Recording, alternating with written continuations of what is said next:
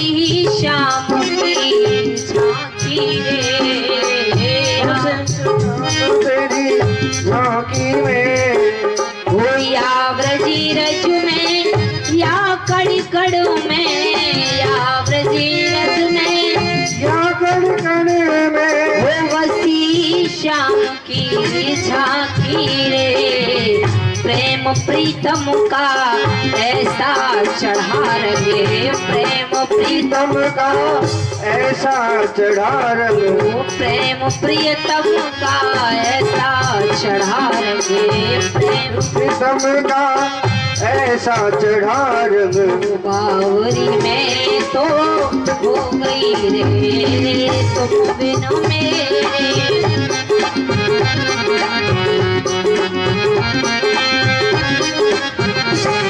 ओ तुम बिन मेरे बांके बिहारी, कैसे रहूं अपने गाँव रे। तुम बिन मेरे बांके बिहारी, कैसे रहूं अपने गाँव रे।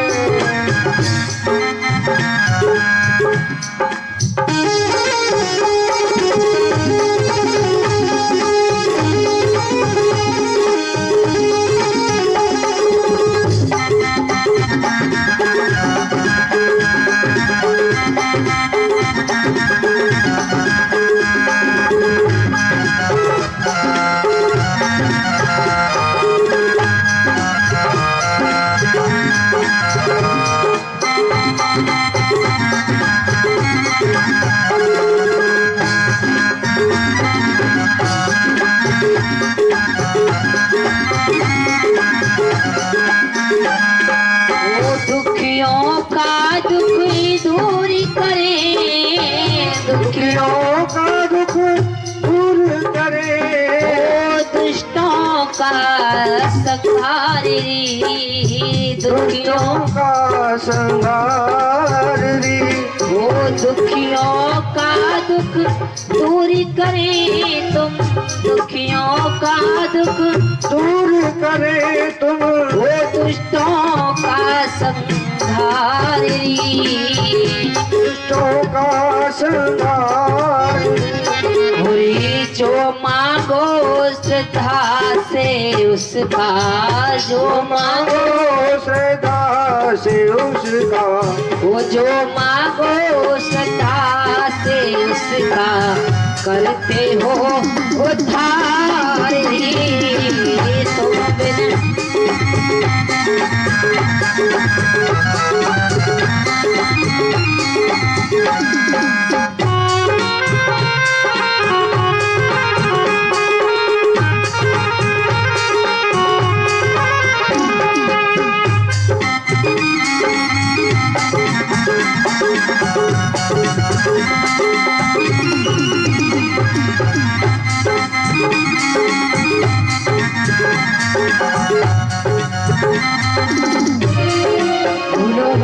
बिहारी लाल की जय जय श्री राधे। बोली सुखदेव जी महाराज की जय हो, बोली परीक्षित जी महाराज की जय जय श्री राधे। आइए कथा में प्रवेश करते हैं बड़े भाव से। आज तृतीय दिन की कथा है और हमारे सभी भक्तों के सहयोग से और हमारे बड़े भैया ज्येष्ठ भ्राता सोनू भैया के माध्यम से इस आयोजनकर्ता में हमारे बड़े भैया सोनू भैया बड़ा ही आनंद और अपने भाव से इस कथा में सहयोग कर रहे हैं। तो भगवान ऐसे भक्तों को गोविंद हमेशा धन दौलत के भंडार भरते रहे, घर परिवार में सुख शांति बनी रहे और श्री ठाकुर जी सदैव ही कृपा करते रहे। और एक बार उन सभी हमारे सहयोगकर्ताओं के लिए जोरदार तालियां बजाएंगे जो इस कथा का आयोजन करवाया है। तो भगवान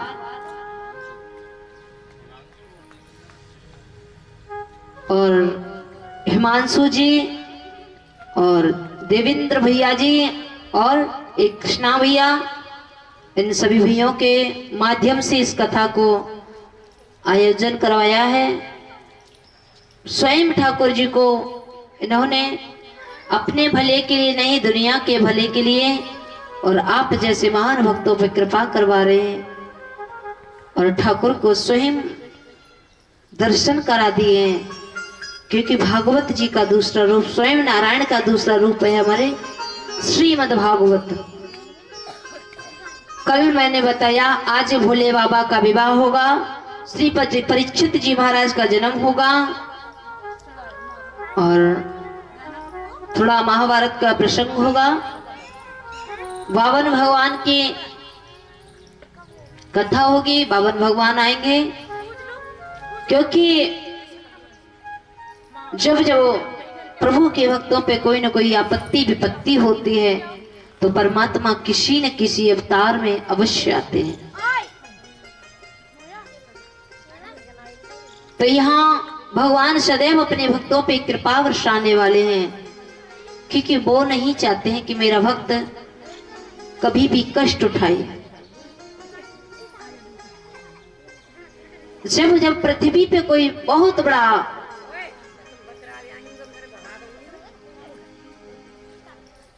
अत्याचार होता है तो मेरे गोविंद किसी न किसी रूप में आकर के अपने भक्तों का दुख दूर करते हैं। तो कथा की तरफ सभी प्रवेश करेंगे। यहां प्रारंभ कर रहे हैं पांडवों का गंगा स्नान। और अब यहां कल वेद व्यास जी ने सुखदेव जी महाराज का पूजन किया है।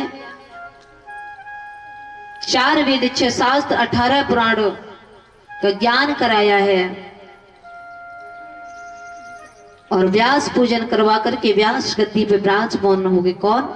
हमारे सुखदेव जी महाराज। यहां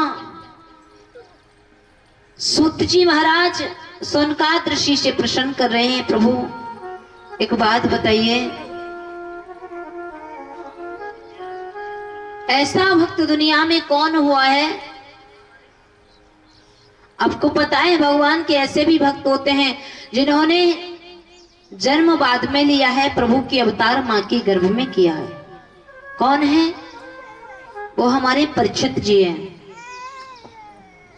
तो ये प्रसंग आएगा, बड़ी सुंदर कथाएं हैं आज की।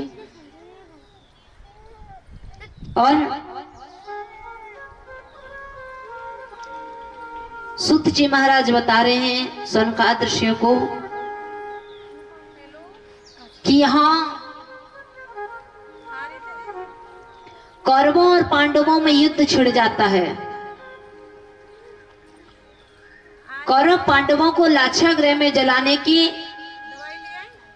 कोशिश यानी षड्यंत्र रच रहे थे। किसको? पांडवों को। कौरव पांडवों को लाक्षागृह में जलाने का षड्यंत्र रच रहे थे। जब ये बात काका विदुर जी को पता चला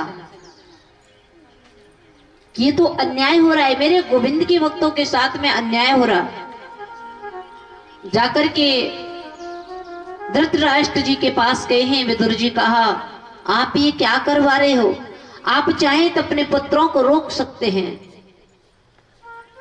तुम्हारा दुर्योधन है ना, वो हमारे पांडवों को जलाने का षड्यंत्र रच रहा है और आप समझाइए ना।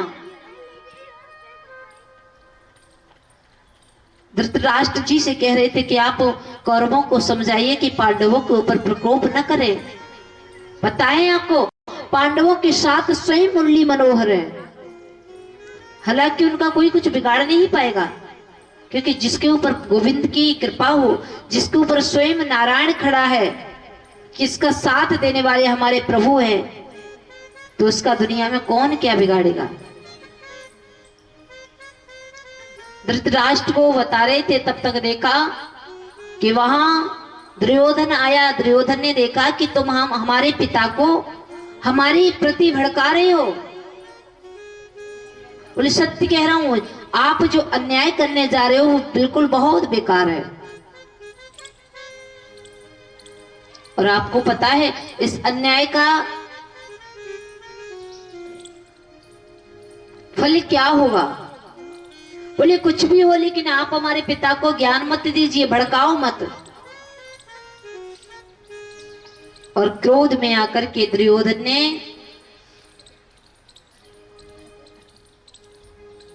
आज विदुर जी से कह दिया कि जाओ, आज से तुम्हारा मंत्री पद खत्म।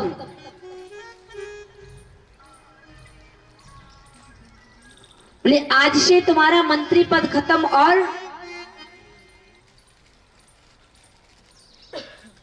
विदुर जी बेचारे वहां से चले जाते हैं। इधर देखा कि भीम भैया अपने गधा से दुर्योधन की जंगा को तोड़ देते हैं। दुर्योधन की जंगा को तोड़ दिया है तो दुर्योधन अधमरा हो जाता है, श्वास निकल रही थी।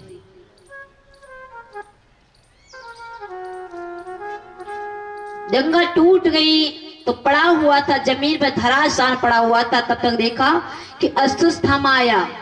अश्वत्थामा ने पूछा भैया, बोले कौन ऐसा दुष्ट हो गया है जिसने तुम्हारी जंगा को तोड़ दिया है? तुम्हें कष्ट देने वाला कौन पैदा हो चुका है? तो दुर्योधन आंखों में आंसू लेकर के बोला, ये हमारी दुर्दशा पता है आपको किसने? केवल भीम ने की है। उसने अपनी गधा से हमारी जंगा को तोड़ दिया है। तो हम चाहते हैं कि जाकर के आप यदि मेरा एक काम कर सकते हो। अश्वत्थामा बोला क्या? बोले आप जो कहेंगे, जो आप चाहते हैं वो काम हम करेंगे, लेकिन आप बता दो कौन ऐसा दुष्ट है। बोले आप जाइए और पांचों पांडवों के सरों को काट के लाइए और मैं भीम के सर को अपने हाथ से मसलूंगा, तब मेरी आत्माओं को ठंडक पहुंचेगी, सुकून मिलेगा, शांति मिलेगी। और अश्वत्थामा अबोध बालक था, गुरुपुत्र था, इसे ज्ञान नहीं था, अबोध बालक था। इतने में ही अश्वत्थामा भाग पड़ा है। और कहा अर्धरात्रि में भागा है और तलवार को लेकर के भागा है। घनघोर अंधेरा है, लेकिन गोविंद को सब पता चल गया कि आज पांडवों के साथ में अनर्थ होने वाला है। भगवान ने जिस शिविर में हमारे पांडव शयन कर रहे थे, सो रहे थे, प्रभु ने कहा अर्जुन आज आप इस शिविर में सहन नहीं करेंगे, आज कहीं अंत चलते। क्यों? क्योंकि वो नारायण है, भगवान को सब कुछ पता है।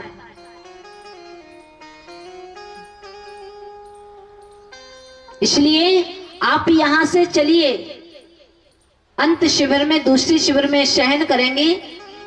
वहां से भगवान पांचों पांडवों को ले गए, लेकिन पांचाली अपने पुत्रों के साथ सहन कर रही थी, सो रही थी। कौन पांचाली? द्रौपदी। द्रौपदी अपने पांचों पुत्रों के साथ में उस शिविर में सहन कर रही थी। अर्धरात्रि, अंधेरी रात घनघोर थी और अबोध बालक कौन? अश्वत्थामा आया भागता हुआ अंधेरी रात में शिविर में आकर के प्रवेश कर गया चुपचाप से। लेकिन रात्रि में उसने ये नहीं देखा कि ये पांचों पांडव हैं या उनके पुत्र हैं। और रात्रि में अंधेरे में आकर के पांचों को सर धड़ से काट लिया और भाग पड़ा है।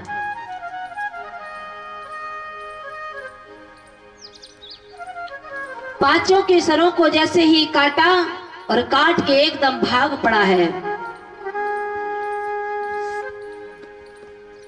इधर सुबह हुआ और पांचों बालकों के रुधिर शरीर से रुधिर बह रहा था और जाकर के द्रौपदी के अंग में लगा। जाकर के सुबह हुआ, द्रौपदी ने देखा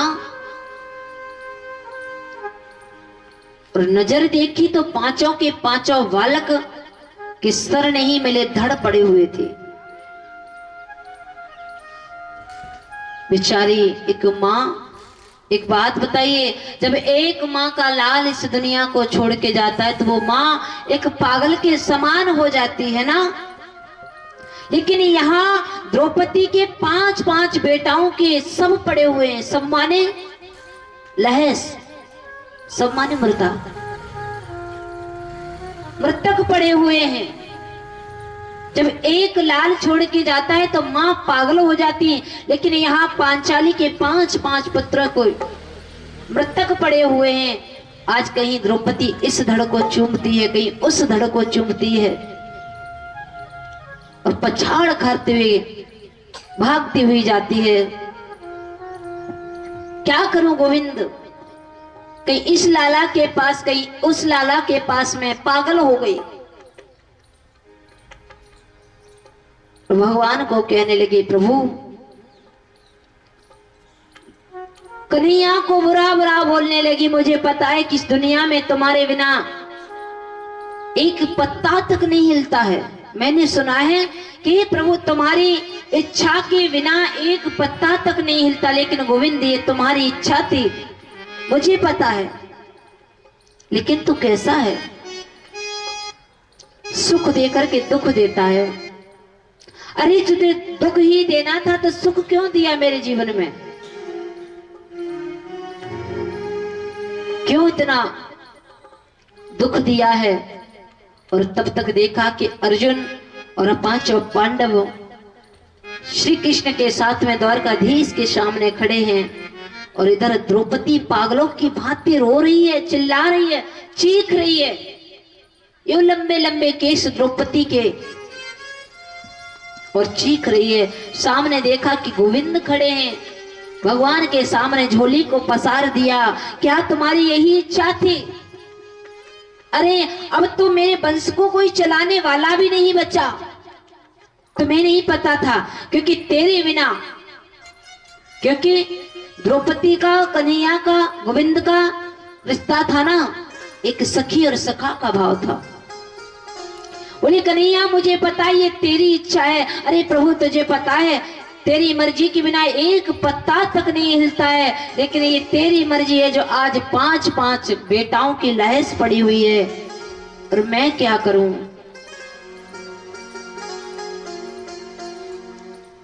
भगवान कहने लगे आप व्यर्थ में मत रोइए, क्योंकि जो किस्मत में लिखा है वो होने अवश्य होगा।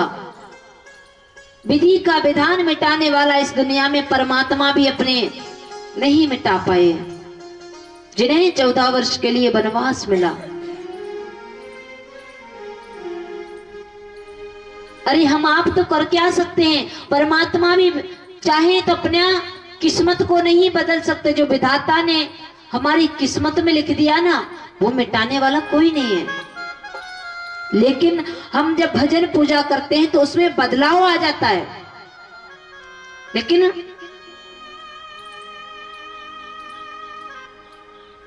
भक्ति में वो शक्ति होती है कि हमारी किस्मत में बदलाव आ सकता है, लेकिन बिल्कुल नहीं, समय हो जाएगा, उसमें समय चेंज हो जाता है। भगवान ने रोती हुई द्रौपदी को चुप किया है, कहा बहन क्या चाहती हो? देखिए आज के जमाने की सोच और हमारे सतयुग द्वापर की सोच त्रेता की क्या थी।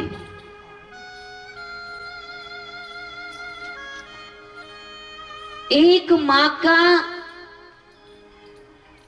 के लाल का हत्यारा, और उस माँ से पूछा जाए कि आपके बेटे की इसने मौत की है, बताओ इसका क्या किया जाए? पता चला कि अश्वत्थामा ने किया है। द्रौपदी से पूछा तुम क्या चाहती हो? तो द्रौपदी ने क्योंकि कन्हैया जिसे अपने बहन मानते हैं, जिसे सखी मानते हो, तो भला भगवान जिसे अपनी बहन मानते हैं वो बहन कभी गलत निर्णय नहीं ले सकती है। द्रौपदी ने अपने आंचल को पसार दिया। गोविंद, जो मेरी किस्मत में था वो हो गया, लेकिन आप अश्वत्थामा को छोड़ दीजिए। क्यों? मुझे पता है कि गुरुजी इस दुनिया में नहीं है, केवल गुरु माँ है, वो भी विधवा है, और उन माँ का एक ही पुत्र है जो ये है। उस माँ का लाल को कुछ हो गया तो वो कैसे जिएगी? बताओ, 5 पुत्रों के लिए हत्यारा खड़ा है, फिर भी उसके प्राणों की भीख मांग रही है कि आप अश्वत्थामा को छोड़ दीजिए। अरे वो अबोध बालक है, एक तो ब्राह्मण है, हम उसे नहीं मार सकते हैं। अर्जुन कहने लगे क्रोध में, बोले द्रौपदी पागल हो गई हो? अरे तुम अपने बेटा के हत्यारे को क्यों बचा रही हो? भीम ने कहा कन्हैया ये तो पागल हो गई है, लेकिन आप बताइए क्या किया जाए?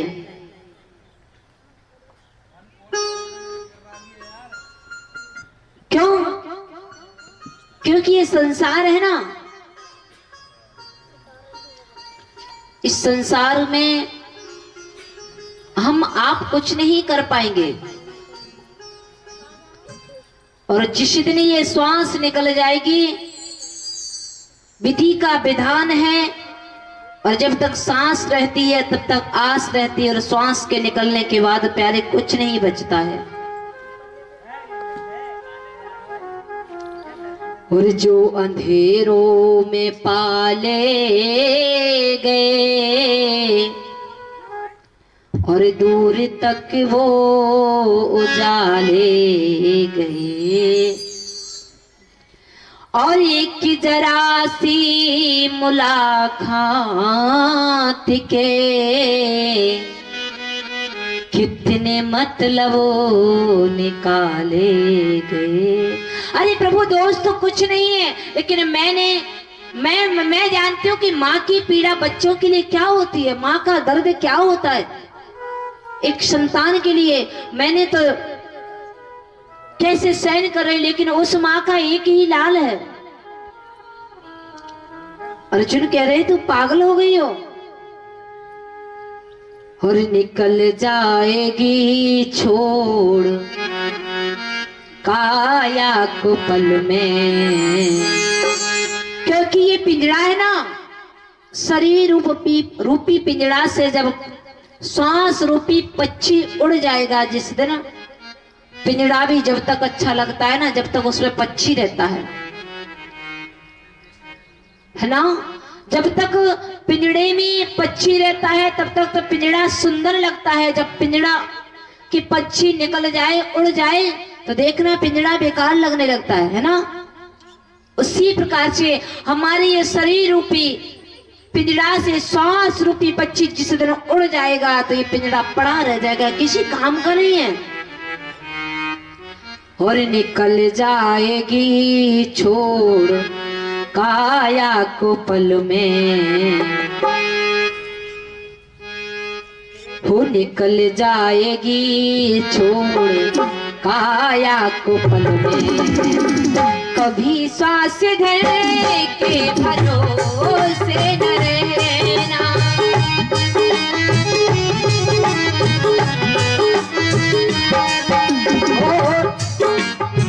निकल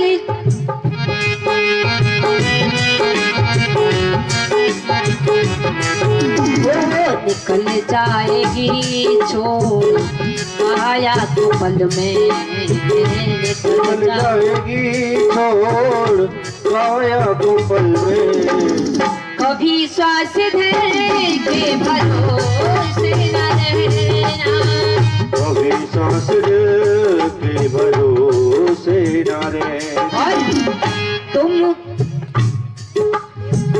तुमको जो मेरा कहेंगे,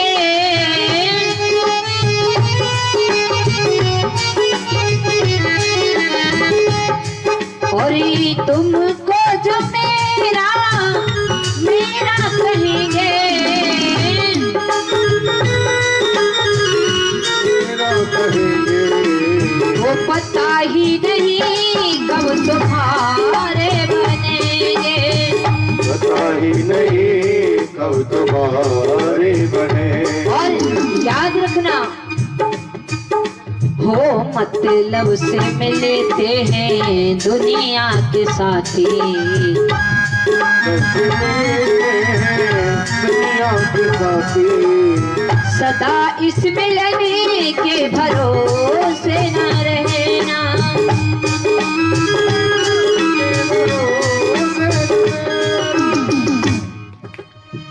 हो निकल जाएगी छोड़ काया को पल में, कभी सांस धर के भरोसे न रहना।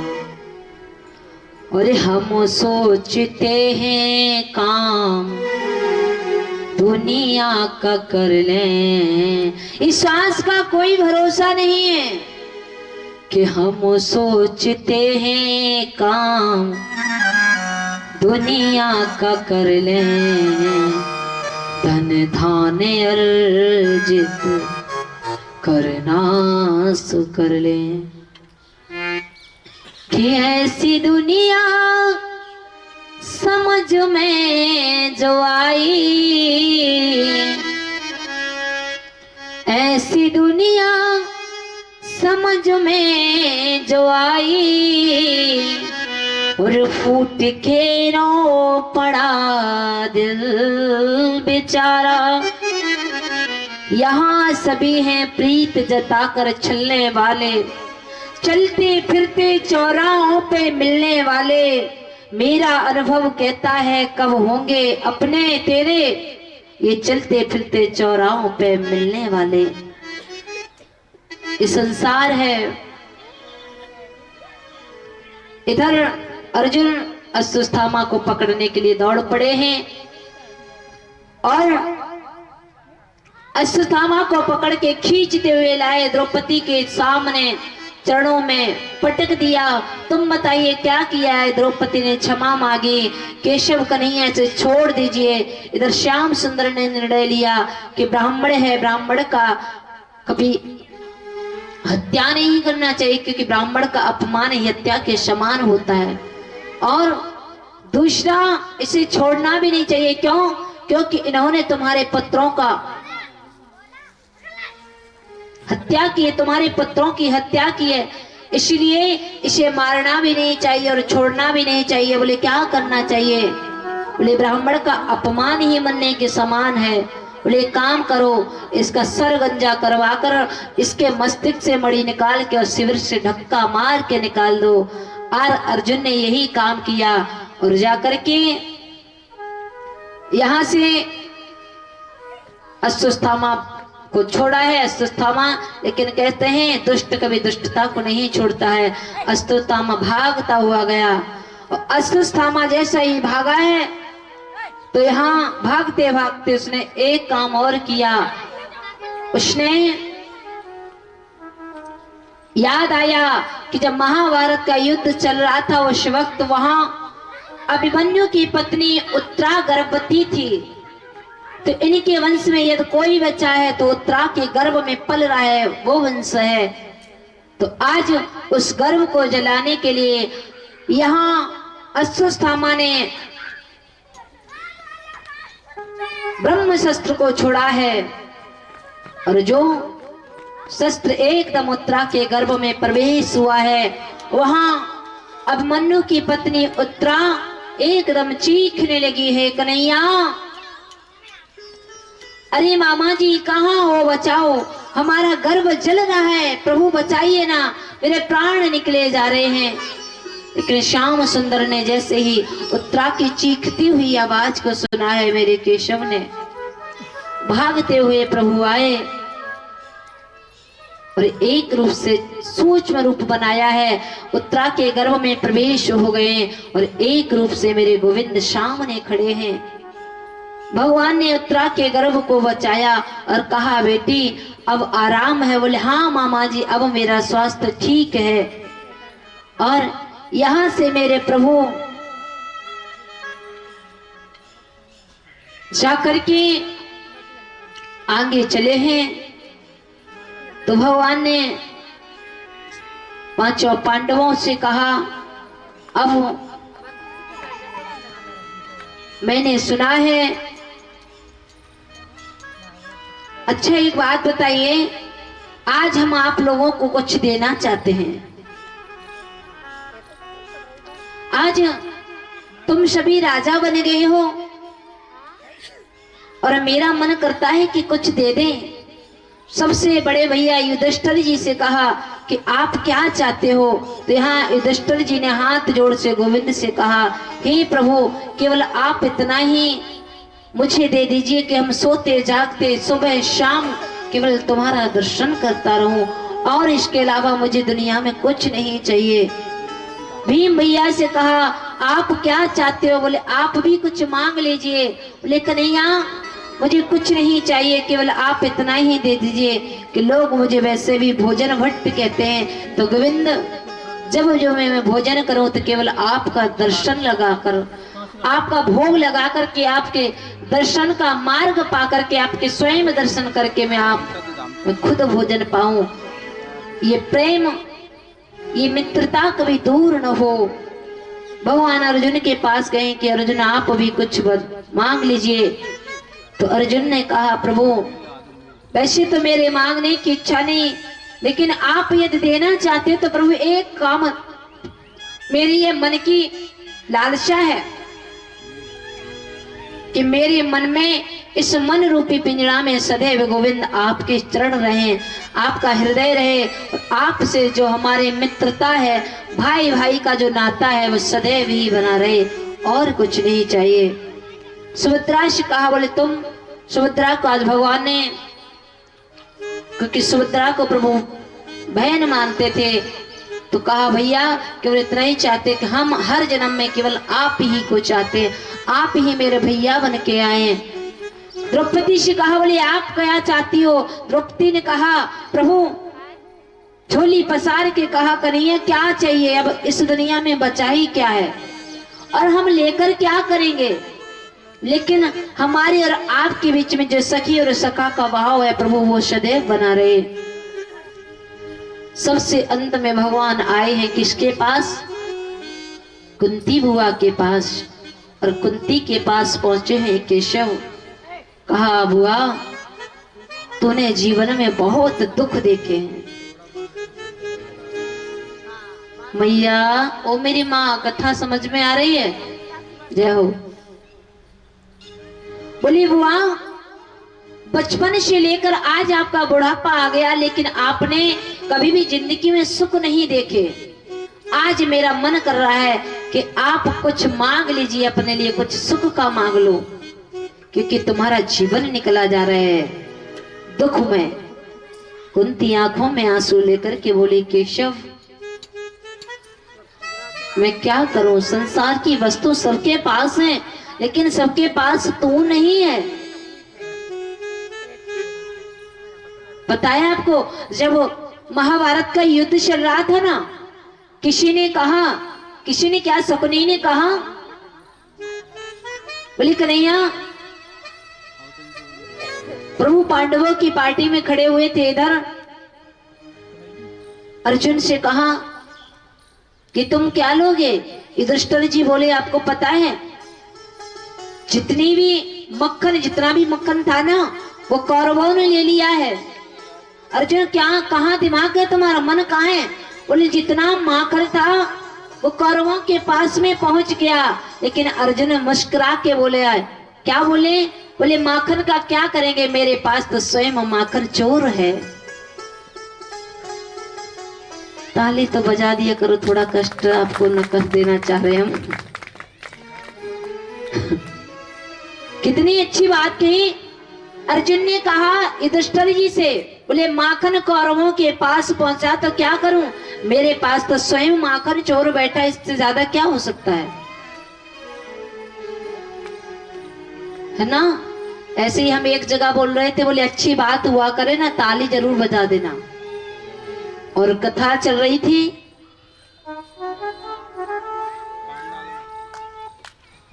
है ना। और कथा थी कि पार्वती जी बोले बाबा का अपमान नहीं सहन कर पाए तो यज्ञ कुंड में अपने आप को त्याग दिया। दक्ष के यहाँ जाकर के पति का अपमान नहीं सहन कर पाए। और उससे पहले मैंने ये कहा था अच्छी बात हुआ कर तो ताली जरूर बजा देना। देखो कोई बात थी तब ताली बजा रही। जाओ पहले बात तो सुना करो। वैसे माताएं बड़ी भोली हुआ करती है बेचारी। कुछ भी है प्रत्यक्ष के लिए प्रमाण की आवश्यकता नहीं होती है। ये माताएं होती ना बेचारी बड़ी भोली वाली होती है। दान में इनका नाम आगे रहता है। और चाहे गांव में खेल तमाशा कुछ भी होता हो कार्यक्रम सबसे आगे नंबर इनका ही रहता है। हाँ पुरुषों से ज्यादा माताओं की संख्या हर जगह मिलेगी, चाहे खेल क्यों ना होता हो। लेकिन सोचेंगे समझेंगे कम बेचारे जो देखेंगे भाई। तो हम वहां कह रहे थे कि यहाँ पति का अपमान नहीं सहन कर पाई पार्वती जी और इन्होंने अपने आप को त्याग दिया है और यज्ञ मंडप में कूद पड़ी। और ये बात मैंने कही तो ऐसी तालियां बज गई जोरदार से। और देखो इनने भी बजा दी हैं। तुम्हें क्या पल्ले पड़ गया कि मतलब वो यज्ञ में कूद गई तो घर खाली तुम्हें मिल गया है। पार्वती जी का घर खाली तुम्हें मिल गया, वो यज्ञ में कूद गई तो ऐसे वही ताली उन्होंने भी ताली बजा दी। मैंने ये देखो कम से कम उन्होंने तो अपनी जान को छोड़ दिया है, प्राण त्याग दिए और आप तालियां बजा रही हो। कैसा लग रहा है सारा सुख द्रोह बोले पार्वती जी का आप ही को मिल गया हो। तो ताली सोच समझ के बजाना है ना। बोले गोविंद भगवान की। कथा कहाँ छोड़ी थी अभी मैंने, बताओ। केवल 5 मिनट हुए हैं। पूछ लो पड़ोसी के एक आधों को पता हो। भूल गए। कुंती बुआ ने जय हो जोर से बोला करो है। बोलिए गोविंद भगवान की। कुंती ने केशव से कहा कन्हैया केवल इतना ही दे दीजिए। मैंने देखा है जिसके पास संसार की वस्तु होती सुख होते उसके पास प्रभु आप नहीं होते। मुझे तो आप चाहिए, इसलिए मुझे दुख दे दो जो संसार में आज तक कोई नहीं मांगता है। संसार में आज तक कोई भी नहीं मांगता है, वो कुंती ने मांगा। केशव दोनों हाथों से पल्लू को पसार दिया अपने आंचल को। कन्हैया मुझे दुख दे दो। क्यों कि जब दुख था ना, जिसके पास दुख रहता है ना वो व्यक्ति सदैव प्रभु को याद करता है और जिसके पास सुख रहता है वो भगवान को भूल जाता है। इसलिए मुझे दुख दे दो। भगवान ने सबकी इच्छा को तो यहाँ पूर्ण किया है। इसके बाद प्रभु ने सुना कि पितामह 54 दिन से बाणों की सैया पे लेटे हुए हैं और अंतिम श्वास गिन रहे हैं। चलो अंतिम दर्शन करते हैं। पितामह बहुत बड़े ब्रह्मचारी थे, बहुत बड़े साधक थे। स्वयं ठाकुर जी वो धन्य हो जाता है जिसकी चल के गोविंद अपने आप से जाकर के दर्शन देते हैं। कहा कि पितामह के दर्शन करते हैं जाके, क्योंकि वो अंतिम सैया पे लेटे हुए हैं। आज भगवान पांचों पांडव और पांचाली द्रौपदी को लेकर के पहुंच गए हैं और देखा कि शाम ने दूर से ही पितामह ने हाथ उठाने के लायक नहीं थे। कन्हैया को आंखों के पलकों से झपका के केशव को प्रणाम किया है और कन्हैया ने दूर से कहा पितामह को प्रणाम और मैं आपके दर्शन करने के लिए आया हूं, क्योंकि मैंने सुना है आप 54 दिन से बाणों की सैया पे लेटे हुए, इसलिए मैं आपका दर्शन करने आया हूं।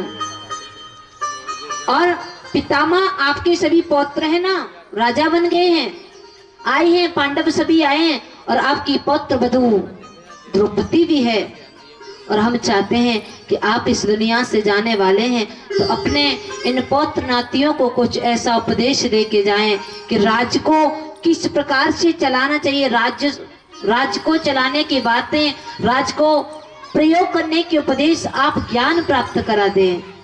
पितामह आंखों में आंसू लेकर के बोले, आपको पता है जिसके पास गोविंद है, और आप क्यों हमारी बात को मजाक बना रहे हो? आप स्वयं ही हैं तो आपके सामने उपदेश देना कोई बड़ी कैसी बात कर रहे हैं आप?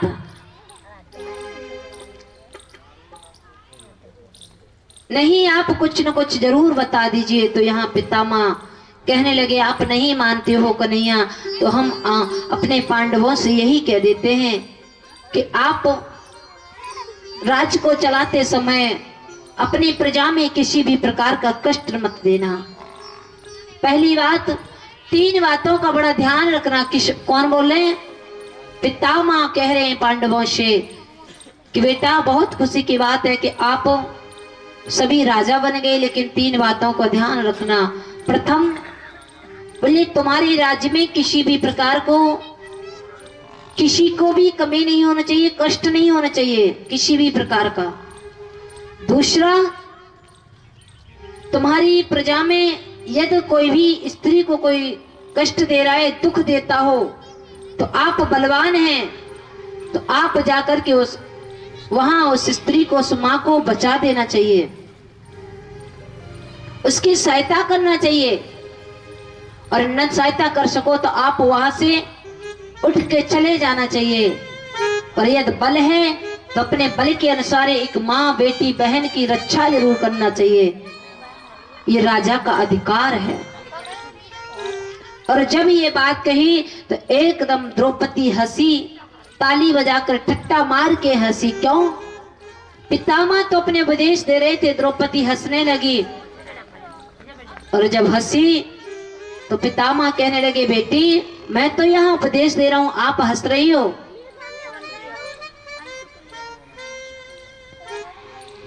बोले ऐसे ही हंसी निकल गई थी। बोले नहीं, जो कुलवंती नारी होती, जो सतवंती नारी हो, तो वो बिना बात के हंसती नहीं, आपके हंसने का कारण अवश्य होगा।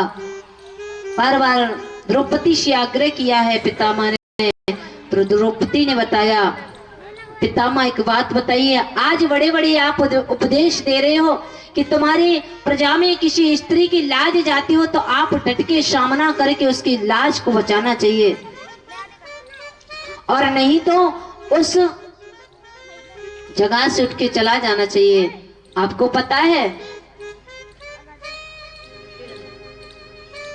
जब दुशासन मेरा चीर खींच रहा था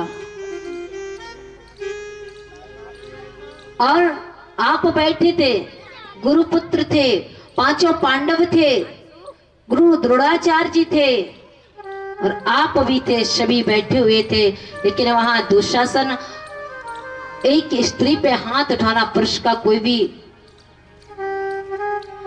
हक नहीं बनता है कि स्त्री पे हाथ उठाए, एक अबला पे। और रजस्वला स्त्री पे, मैं उस समय रजस्वला अवस्था में थी, उस समय दुशासन मुझे खींचता हुआ लाया और मुझे नग्न करना चाह रहा था, और आप उस समय बैठे हुए तो आपने कुछ नहीं कहा। आप चाहते, आपकी इच्छा से यदि आप चाहते तो जरा सी भी ये दुशासन की हिम्मत नहीं थी, ताकत नहीं थी कि वो हमें स्पर्श भी कर लेता, क्योंकि उस वर्ष मेरा कन्हैया, मेरा गोविंद, मेरा नारायण, मेरा भैया नहीं होता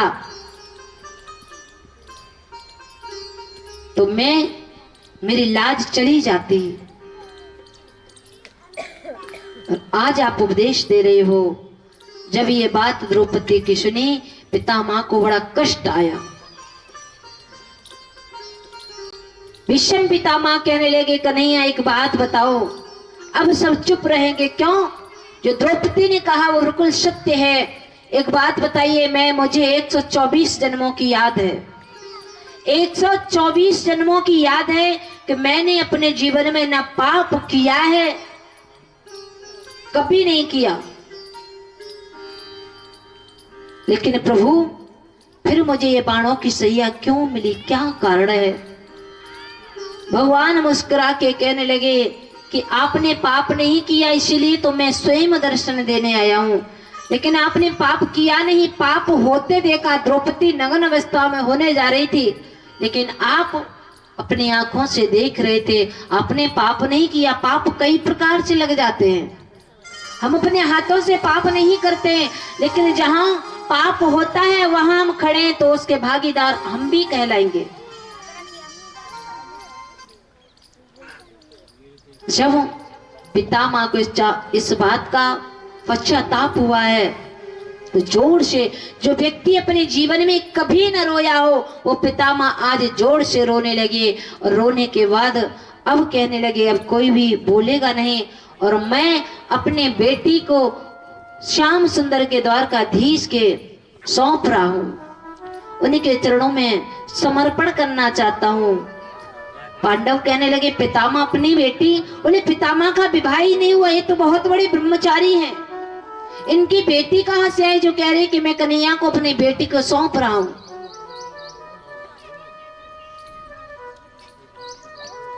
तो पितामह आंख में आंसू लेकर के बोले मैं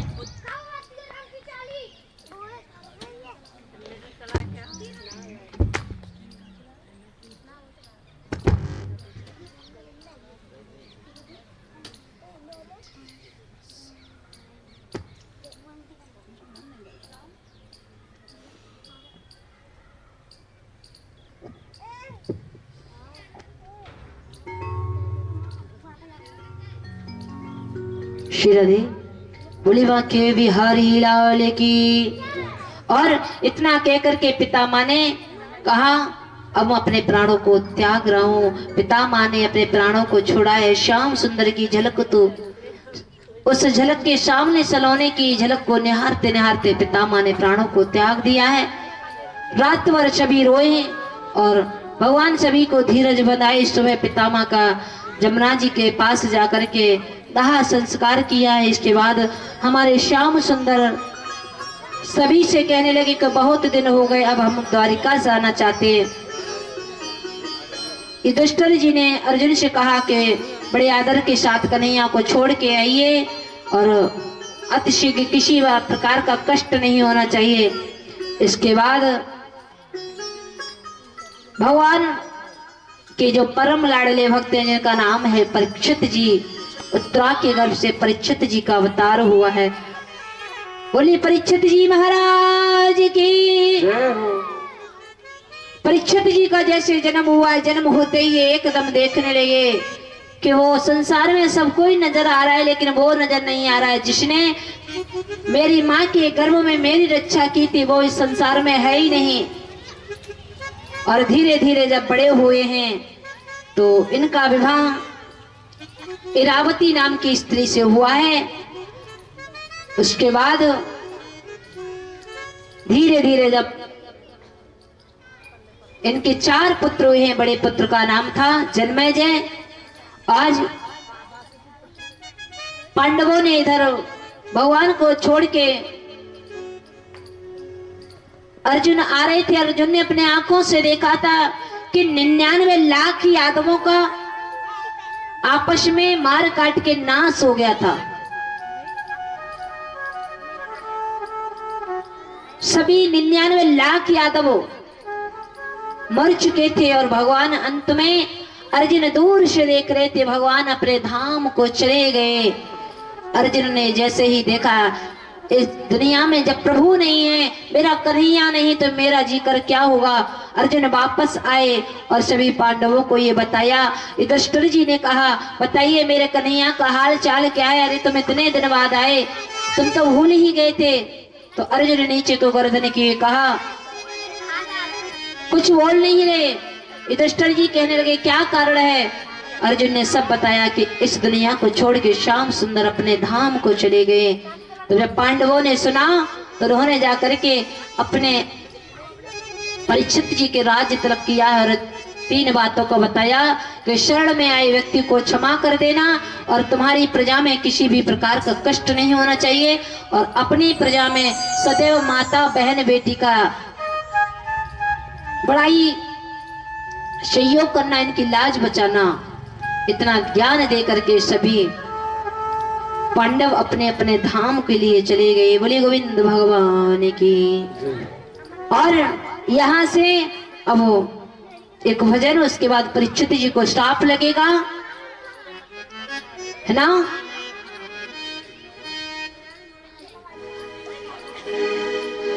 कि कान्हा कान्हा वो छुपा कहा, वो आजा छलिए, वो मुरली वाले आजा तेरी यादें सताए, मेरा ये भरोसा कहीं टूटे न जाए। मुरली वाले आजा तेरी याद सताए, मेरा ये भरोसा कहीं टूट न जाए। तालियां बजाइए।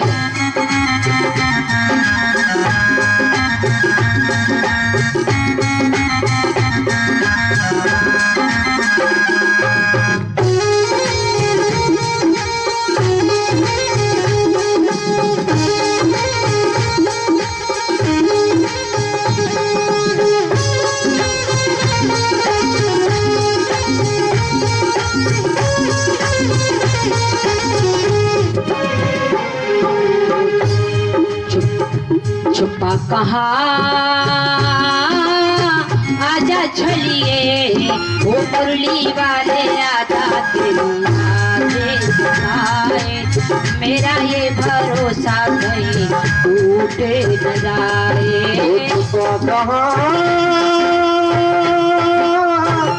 आजा छलिया, मुरली वाले आजा तेरी याद सताए, मेरा ये भरोसा कहीं टूट न जाए।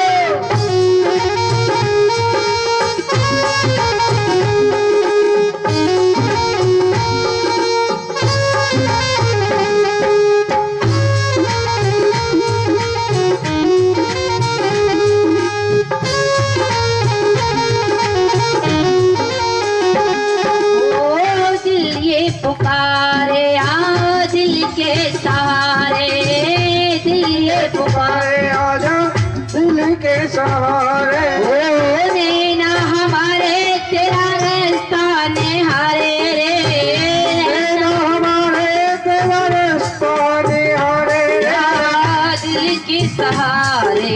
छुपा कहा आजा छलिया, वो मुरली वाले आजा मेरा ये भरोसा कहीं टूट न जाए।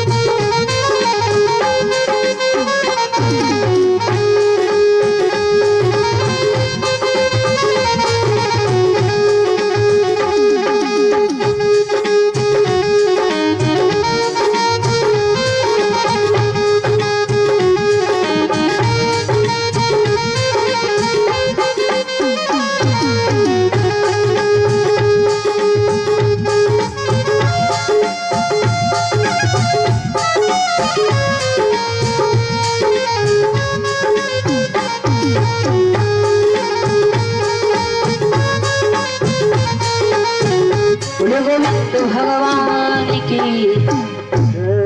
छुपा कहा ओ आजा छलिया, वो मुरली वाले आजा तेरी याद सताए, मेरा ये भरोसा कहीं टूटे न जाए। और इधर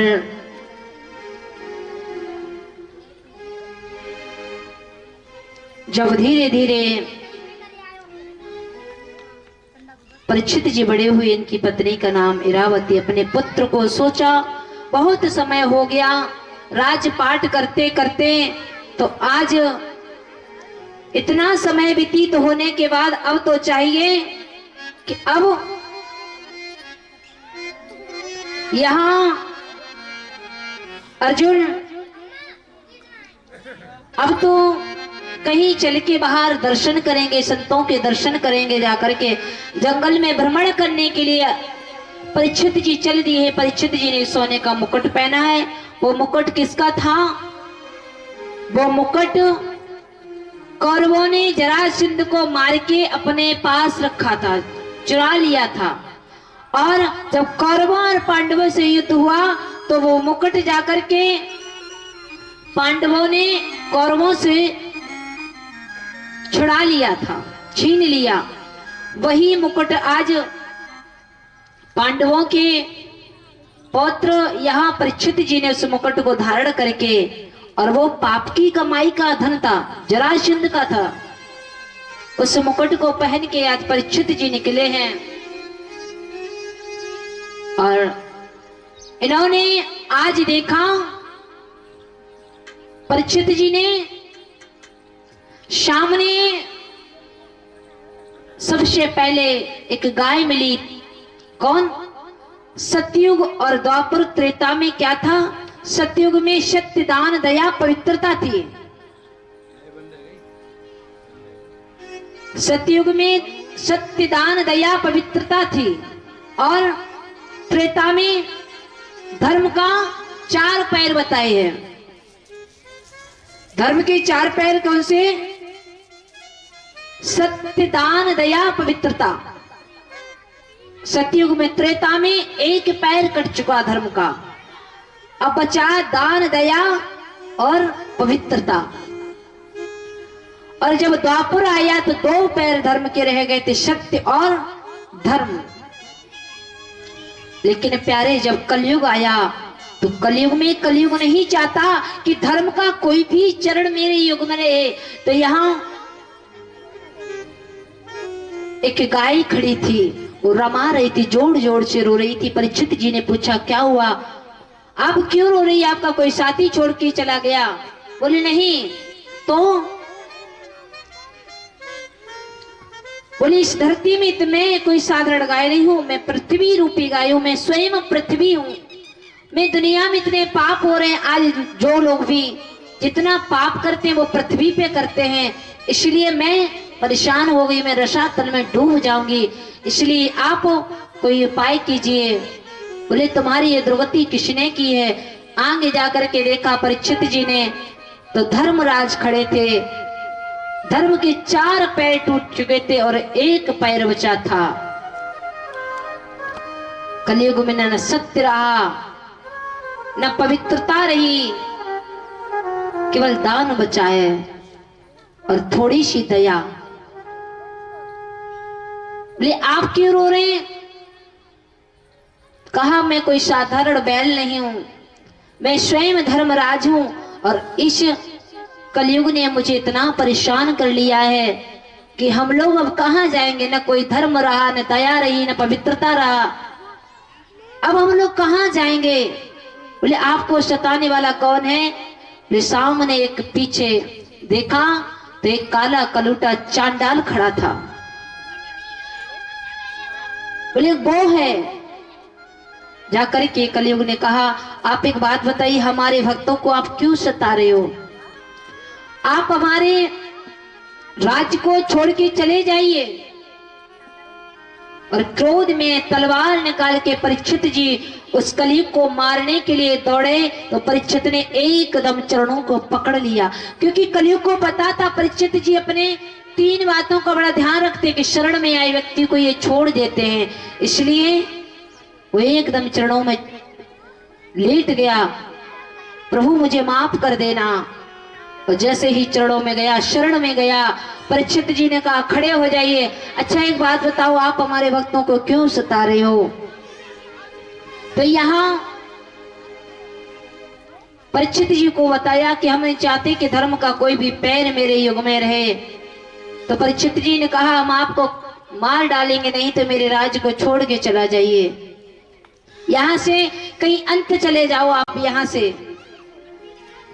बोले मैं आपको स्थान दे रहा हूं, आप उन स्थानों पर जाकर के वास करना।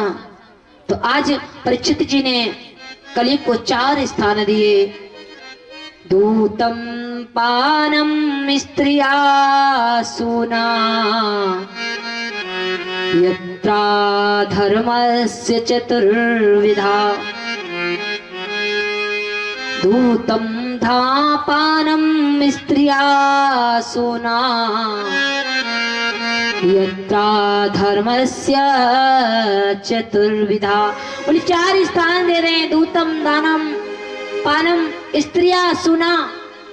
बोले जहां तांस पत्ते खिलते हो वहां आपका वास है, जहां मदिरा पान खाते हो वहां आपका वास हो, जहां गलत संगति होती वहां आपका वास हो, और जहां लोग वैश्यावर्ती करते वहां जाकर के आपका पास है।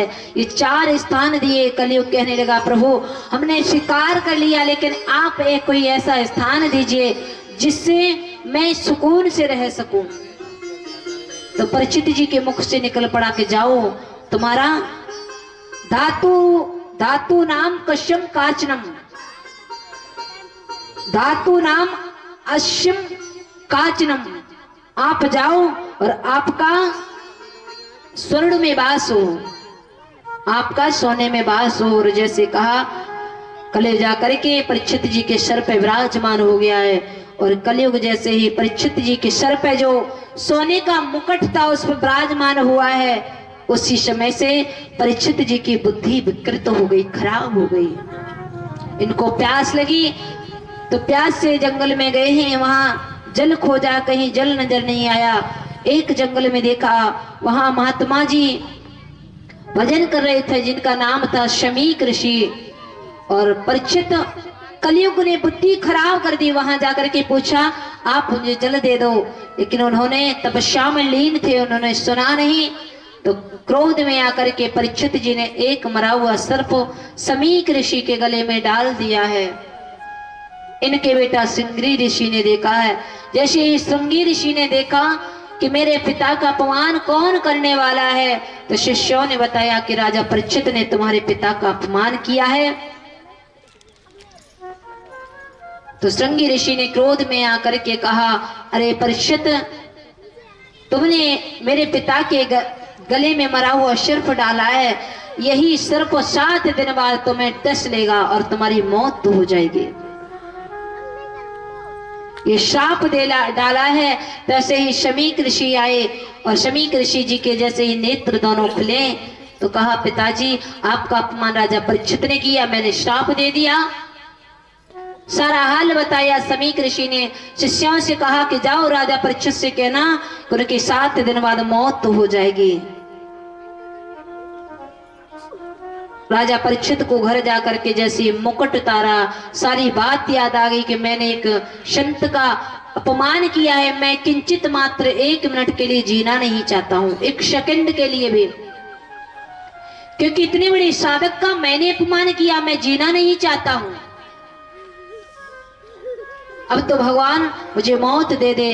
तब तक यहाँ शमीक ऋषि के कुछ शिष्य गए, उन्होंने कहा आज के 7वें दिन बाद तुम्हारी मौत तो हो जाएगी, इसलिए आप अपने मौत से सुंदर यदि मोक्ष चाहते हो तो जाकर के कोई भजन करिए और मोक्ष का उपाय अवश्य कर लीजिए। परीक्षित जी ने अपनी पत्नी रावती को बताया, अपने पुत्र जन्मेजय का राज्य तिलक करके, और कहा आज के 7वें दिन हमारी मौत तो हो जाएगी, इस दुनिया को हम छोड़ के चले जाएंगे, इसलिए अपना राज्य पाट त्याग के आज राजा परीक्षित महल को छोड़ के जंगल में आ गए हैं, सब कुछ त्याग के। और जब परीक्षित जी जंगल में आए तो आए मिलन महामुनि ज्ञानी, बड़े बड़े उम्र वाले संत आए परीक्षित जी से मिलने। और यहाँ परीक्षित जी से भगवान के अवतार जो हमारे सुखदेव जी महाराज आए हैं, और सभी संतों ने कहा, बड़े बड़े हजारों वर्ष उम्र वाले बैठे संतों ने कहा कि सुखदेव जी आ रहे हैं। देखो बड़ी बड़ी उम्र में कहते हैं बड़ा वो नहीं होता है जो उम्र में बड़ा होता, पैसा वाला बड़ा होता नहीं। जिसके पास धन दौलत के भंडार बने वो बड़ा नहीं है, बड़ा तो केवल वो है जिसके पास ज्ञान है। जिसके पास ज्ञान है वही बड़ा होता है। तो सुखदेव जी महाराज केवल 16 वर्ष के थे और सभी ने कहा कि परीक्षित जी आप अपने मोक्ष का उपाय, सुंदर उपाय केवल सुखदेव जी बता सकते हैं। आप इसलिए इनसे आग्रह करके पूछ लीजिए। सुखदेव जी को आसन दिया है, विराजमान हुए और चरणों को पकड़ के परीक्षित जी पूछने लगे। अब यहाँ से कथापुरी श्री सुखदेव जी महाराज श्री हरि क्षेत्र में बैठे व्यास नंदन श्री सुखदेव जी महाराज यहाँ से कथा को कहेंगे। बोले कन्हैया आने वाला नहीं, वो तो आ चुके हैं और भीतर बैठे हैं। बोल रहे थे भूख लग रही है तो वो केले के फल खा रहे हैं। विदुरानी लेके गई है विदुर जी को, जहाँ श्याम सुंदर बैठे हुए थे उल्टी चौकी पे। और विदुर जी ने देखा, अरे विदुरानी पागल हो गई तू, कन्हैया के प्रेम में इतना पागली हो गई है, तुझे पता नहीं तू फल फेंकती जा रही है और पहली बार तो प्रभु आए और तुझे छिलका खिला दिया। विदुरानी ने जब ध्यान से देखा तो आंख में आंसू लेकर के हाथ जोड़ के बैठ गई। कन्हैया मुझे माफ करना, और आपने भी बड़ी नटखट हो लाला, तुमने बताया नहीं। क्या करूं काकी, तेरे हाथों का स्वाद इतना आ गया मुझे पता ही नहीं चला कि मैं फल खा रहा हूं छिलका।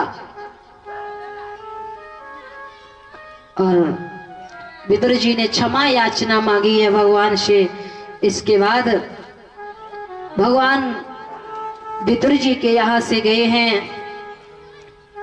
भगवान कभी जात नहीं देखते हैं, भगवान कभी ये नहीं देखते हैं पैसा वाला है, भगवान कभी छोटा या बड़ा नहीं देखते, भगवान कभी पढ़ा लिखा नहीं देखते हैं। यदि भगवान जाति बिरादरी देखते होते तो मेरे प्रभु श्री राम जब 14 वर्षों के लिए वनवास गए थे ना, तो कौल भीलों को मेरे प्रभु ने गले लगाया था, जो 6 महीना स्नान नहीं किया करते थे। भगवान यदि बड़ी उम्र वाले को प्रेम करते तो भगवान तो 7 वर्ष के छोटे से बालक ध्रुव और प्रहलाद जैसे भक्तों को मिल गए। भगवान यदि जाति बिरादरी देखते तो भगवान ने विदुर जी की यहाँ छिलका खाए थे, और शबरी मैया के झूठे बेर पाए थे। किसी ने भगवान से पूछा, प्रभु एक बात बताइए, आपको सबसे ज्यादा भोजन में आनंद कहाँ मिला? सबसे स्वादिष्ट भोजन आपको किस जगह मिला है, कहाँ खाया? तो भगवान आंखों में आंसू लेकर के बोले, एक बात कहूं, मुझे केवल भोजन मैंने 2 ही जगह पाया है।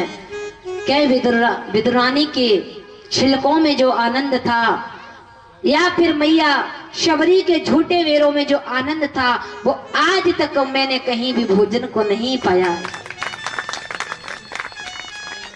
है ना।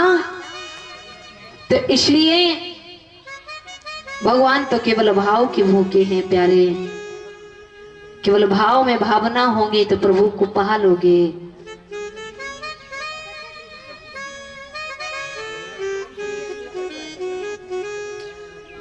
भावना में भावना हो तो भावना बेकार है। भावना में भाव हो, भावना में भाव ना हो तो भावना बेकार है। और भावना में थोड़ा भाव आए तो भविष्य बेड़ा पार है। थोड़ा सा भाव बना लीजिए, क्योंकि जब हम आजकल भाव की तो जरूरत है, बाजार में भी जाते हैं तो पूछते ये सब्जी किस भाव है ना। तो केवल भगवान भी भाव के भूखे होते हैं। यदि भगवान सुंदरता से रिझते ना, तो आपको पता है राम जी के सामने पूतना, वो क्या राम जी के सामने पूतना आई थी कि कौन आई थी?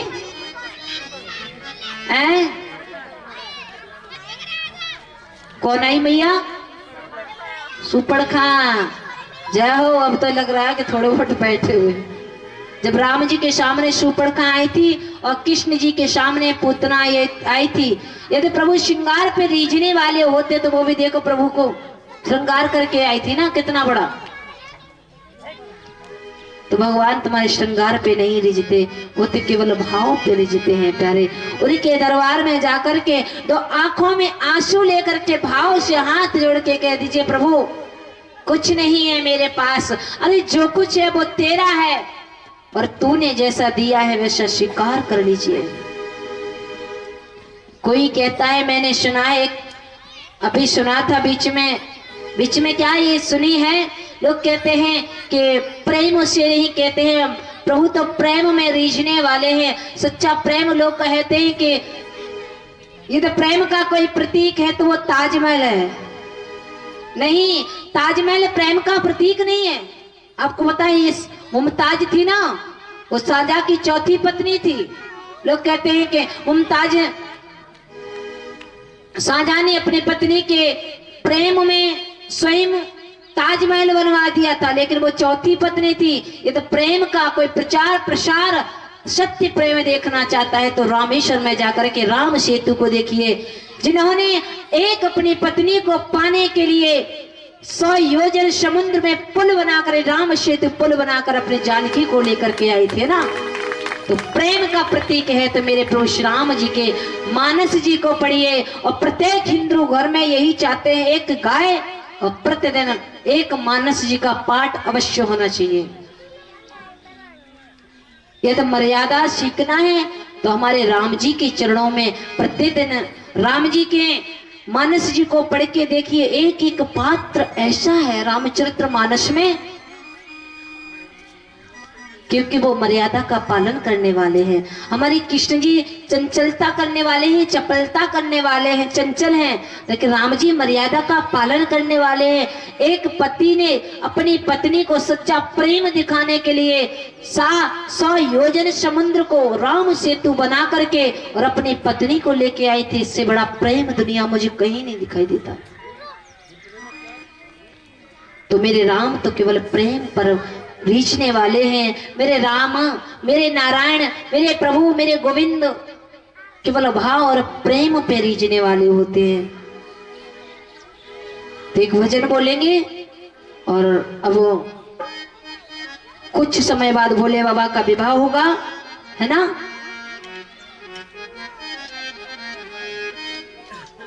कि श्री राम जानकी बैठे हैं मेरे सीने में, श्री राम जानकी बैठे मेरे सीने में, श्री राम जानकी बैठे हैं मेरे सीने में,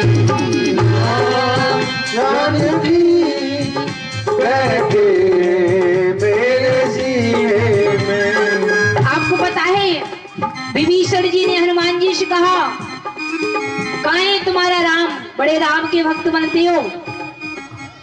हनुमान जी से कहा, हनुमान जी ने क्रोध में आकर कहा, मेरे प्रभु का कड़कड़ में वास है।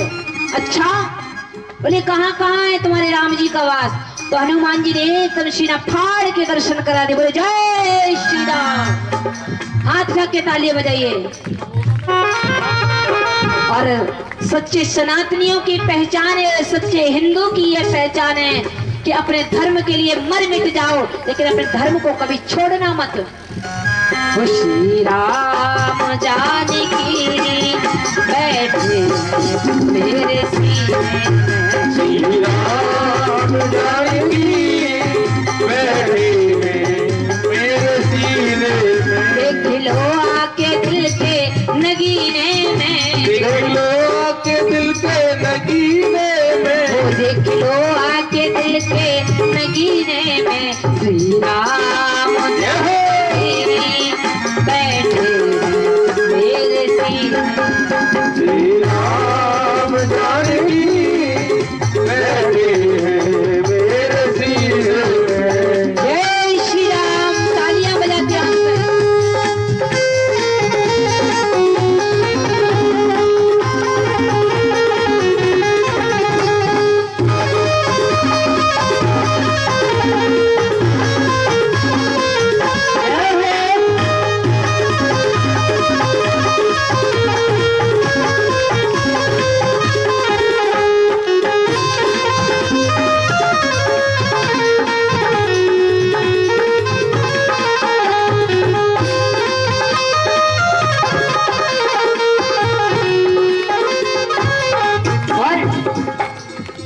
वो मुझको विनती न वैभव न यश चाहिए, मुझको गिरती ना वैभव न यश चाहिए, राम के नाम का मुझको रस चाहिए, राम के नाम का मुझको रस चाहिए, मुझको विनती न वैभव न यश चाहिए, वो मुझे गिरती ना वैभव न यश चाहिए, राम के नाम का मुझको रस चाहिए, राम के नाम का मुझको रस चाहिए, सुख मिले कि अमृत के पीने में, सुख मिले अमृत को पीने में, सुख मिले ऐसे अमृत को पीने में, सुख मिले से अमृत को पीने में, श्री राम जाने बैठे श्री राम, राम जानकी बैठे हैं मेरे लिए।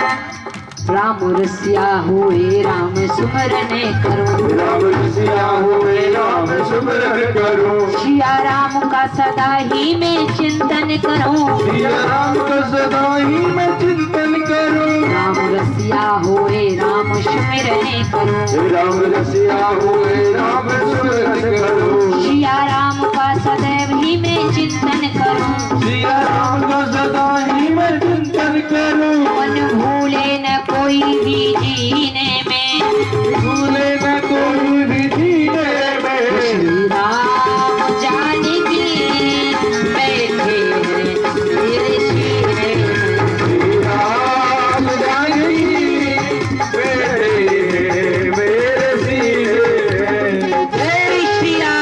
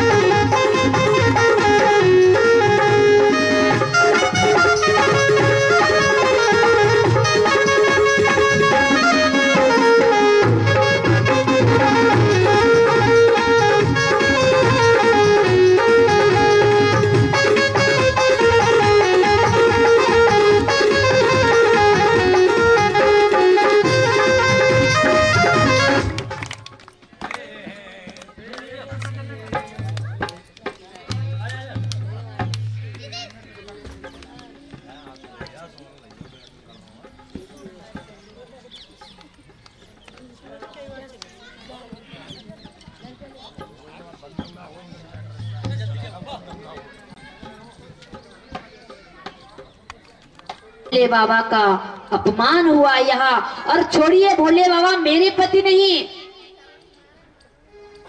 देवों के देव महादेव का अपमान है, सारी सृष्टि का ख्याल रखने वाले मेरे भोले बाबा भूतनाथ का अपमान किया है। मेरे पिता ने इतना बड़ा घोर अपमान, ये अपराध है ना, इसको अहंकार, जो मेरे पिता को आज अहंकार है ना, सारा अहंकार चूर हो जाएगा, नष्ट हो जाएगा, क्योंकि तूने भोले बाबा का, मेरे पति नहीं, तूने भोले बाबा के तीनों लोक के स्वामी का अपमान किया है। और इतना कह करके सती मैया क्रोध में आकर के और यज्ञ मंडप में कूद पड़ी और अपने हाथों से अग्नि को प्रज्वलित किया है और एकदम योग अग्नि को जलाया, उसमें जला करके अपने आप को जला डाला। यज्ञ मंडप में हाहाकार मच गया, पूरे आग लग गई यज्ञ मंडप में, और यज्ञ मंडप में जैसे ही आग लगी है विध्वंस हो गया यज्ञ मंडप, शोर हो गया, ये क्या हुआ, ये क्या हुआ। तो गढ़ थे वो जाकर के भागते दौड़ते भोले बाबा के पास गए, बाबा अनर्थ हो गया, मैया ने अपने प्राणों को तुम्हारा अपमान नहीं सहन कर पाई, अपने आप को त्याग दिया। और जैसे भूतनाथ ने, वैसे तो मेरे बाबा बहुत भोले हैं लेकिन क्रोध आता है, तो आपको पता है क्रोध के आगे तो भगवान ने भस्मासुर को भी नहीं छोड़ा था, क्रोध के आगे तो भगवान ने कामदेव को नहीं छोड़ा था, और क्रोध के आगे भगवान ने दक्ष को भी नहीं छोड़ा। एकदम अपने दाढ़ी से जटा को खड़ा और जमीन पे पटका, वहां से उस जमीन से जो जटा पटकी, उस जटा से एक वीरभद्र नाम का जो राक्षस पैदा हुआ, विशाल रूप था। और उस राक्षस ने कहा, भोले बाबा से प्रणाम किया, बाबा बताइए क्या उपदेश है, क्या आदेश है, जैसी आपकी आज्ञा आदेश दीजिए। भोले बाबा ने कहा, जाकर के दक्ष के यज्ञ को विध्वंस कर डालो। और जाकर के वीरभद्र ने दक्ष के यज्ञ को विध्वंस कर डाला है। उसके बाद पीछे से मेरे भोले बाबा गए हैं और अपने चक्र सुदर्शन त्रिशूल से मेरे बाबा ने उसके सर को धड़ से काट डाला है। जैसे ही त्रिशूल से दक्ष के सर को काटा और बकरे का सर लगा दिया। अरे मूर्ख, अरे अभिमानी, अरे दुष्ट, तुझे नहीं पता, तुझे बड़ा ही मैं का शौक था। अब करता रहा मैं, क्योंकि बकरा सदैव मैं करता है। और बताते हैं यहाँ 10,000 वर्ष तक भोले बाबा मैया सती का सब लेकर के अपने कंधों पे घूमते रहे थे, और सती के शरीर का अखंडन श्रीमन नारायण विष्णु भगवान के चक्र सुदर्शन से अखंडन किया गया था। और 10,000 वर्ष तक जब सती के प्रत्यंग जहां जहां गिरते गए, वहां वहां आज भी शक्ति पीठ के नाम से पूजा कर दी जाती है। तो आज जब सती मैया ने शरीर को छोड़ दिया, भोले बाबा ने कहा, दुनिया में मैंने सबसे ज्यादा सती से, अपने पत्नी से प्रेम किया था। मुझे पता चल गया कि संसार में कोई किसी का नहीं, और वो भी महलों को छोड़ के जहां सबको जाना है वहीं सती पहुंच गई है। उस दिन से भोले बाबा ने आश्रम को त्याग के और सबको मोह माया छोड़ के भोले बाबा शमशान में रहने के। शमशान माने शव माने मुर्दे, और शान माने जहां अच्छे अच्छों की अकड़ खत्म हो जाए। अकड़ होती है मैं, मुझसे बड़ा कोई नहीं, पैसे वाला, गाड़ी वाला, मकान वाला। और वो शमशान वो शान है जहां गरीब और अमीर की राख एक जैसी नजर आ जाती है। उस जगह भोले बाबा ने कहा, सती के बाद दुनिया से प्रेम हट गया। अब भोले बाबा वहीं जाकर के शमशान में सती के प्रेम में इतना पागल हो गए थे कि उसी जगह शमशान में रहने लगे कि मेरी सती भी यही है। उसी दिन से भोले बाबा समाधि में लीन हो गए। इधर पता चला कि सती मैया का दूसरा जन्म हुआ है हिमाचलपुर में, और जहां हिमाचल जी महाराज के यहाँ उमा के नाम से इनका जन्म होते ही भगवान नारद जी गए हैं। तो छोटी सी कन्या का हस्तरेखा दिखवाने के लिए हिमाचल जी ने कहा कि हमारी बेटी की आप हस्तरेखा देखिए, इसके भाग्य कैसे हैं। तो देवर्षि नारद ने कहा, तुम्हारी बेटी कोई साधारण कन्या नहीं, ये जगत जननी है, जगत भगवानी है, जगत माता है। तुम्हारी बेटी में कोई भी अवगुण नहीं है। मैना मैया को और हिमाचली जी को ये नारद जी बता रहे कि तुम्हारी बेटी में संसार के गुण जितने होते सभी गुण हैं। और इतना सुना है तो हिमाचल जी खुश हो गए, मेरी बेटी में कोई अवगुण नहीं है, सारे गुण ही गुण है। अच्छा, बोले मेरी बेटी का विवाह कहाँ होगा। और जो ही ऐसी बात आई, जैसे ये बात आई कि मेरी बेटी का विवाह और दामाद कैसा होगा, नारद जी कुछ देर के लिए नेत्र बंद करके बैठ गए चुपचाप। क्यों? ये तो गड़बड़ हो गया। हिमाचल जी ने कहा, आप चुप कैसे हो गए, दामाद बताइए मेरी बेटी कहाँ पर बर के जाएगी, इसका बर कौन होगा, दूल्हा कौन होगा, इसकी ससुराल कहाँ होगी। तो देवर्षि नारद कहने लगे, तुम्हारी बेटी का जिसके साथ विवाह होगा वो देवों के देव महादेव के साथ होगा। जब महादेव का नाम सुना है तो हिमाचल जी खुश हो जाते हैं, बोले कालों के काल महाकाल के साथ तुम्हारी बेटी का विवाह होगा। और और तो और पता है आपको, लेकिन तुम्हारे दामाद में जित सब अवगुण बड़े हुए हैं। बोले भोले बाबा को तो ब्याही जाएगी, तुम्हारी बेटी के लिए रहने के लिए घर नहीं, बहुत ज्यादा अवगुण हैं। और पता है दामाद ऐसा होगा भांग दूरा खाने वाला, अपनी मस्ती में मस्त रहने वाला दामाद है। और जैसे ही मैना मैया ने सुना, कहा आप मेरी बेटी की हस्तरेखा बदल दीजिए, हम ऐसे दामाद को अपनी बेटी को नहीं दे सकते हैं। लेकिन देवर्षि नारद ने कहा कि विधि का विधान कोई नहीं मिटा सकता है, तुम्हारी बेटी का विवाह केवल भोले बाबा भूतनाथ के साथ होगा। इतना कहकर के देवर्षि नारद नारायण नारायण कहते हुए और वहां से आए हैं देवलोक में। देवताओं से कहा कि मैया का तो आगमन हो चुका है, जन्म हो गया। और यहाँ देवर्षि नारद ने मैया का नाम उमा रखा है। और हिमांचल जी के यहाँ उमा जी आ चुकी हैं माँ, लेकिन भोले बाबा तो समाधि में लीन हैं। ऐसा कोई उपाय करिए कि भोले बाबा को ये खबर पहुंच जाए। धीरे धीरे जब पार्वती जी बड़ी, कौन उमा मैया, और जब बड़ी हुई तो उनको पता चला कि मेरा विवाह भोले बाबा के साथ होगा। मेरे देवता मेरे पति, उन्होंने बचपन से ही भोले बाबा को वर के रूप में मान लिया था। तीनों लोक के स्वामी के साथ में मेरा विवाह होगा। इधर जब धीरे धीरे बड़ी हुई, देवताओं को पता चला। देवताओं ने कहा भोले बाबा की किसी भी प्रकार समाधि को खुलवाया जाए। अप्सराओं को बुलवाया, भोले बाबा ने समाधि नहीं खोली। और अंत में कामदेव को बुलाया, कहा कामदेव जाकर के अपनी काम वासना से जाकर के भोले बाबा के हृदय में प्रकट कर दो, जिससे भोले बाबा की समाधि टूट जाए। कामदेव गया, काम की पत्नी का नाम था रति। और जैसे ही कामदेव गया, काम ने अपना काम रूपी बाण को भोले बाबा के हृदय में छोड़ा, तो भगवान भूतनाथ हजारों वर्ष की तपस्या में बैठे हुए थे। और जब तपस्या से भूतनाथ ने अपने नेत्रों को खोला तो वहां देखा सामने कामदेव था। और तीसरा नेत्र जब प्रभु के खुला है तो कामदेव जल के भस्म हो गया। जैसे ही कामदेव जल के भस्म हुआ है, तैसे काम की पत्नी रति रोने लगी, प्रभु आपने अच्छा नहीं किया, अरे हमारे पति को मार दिया, अब बताइए मैं क्या करूं।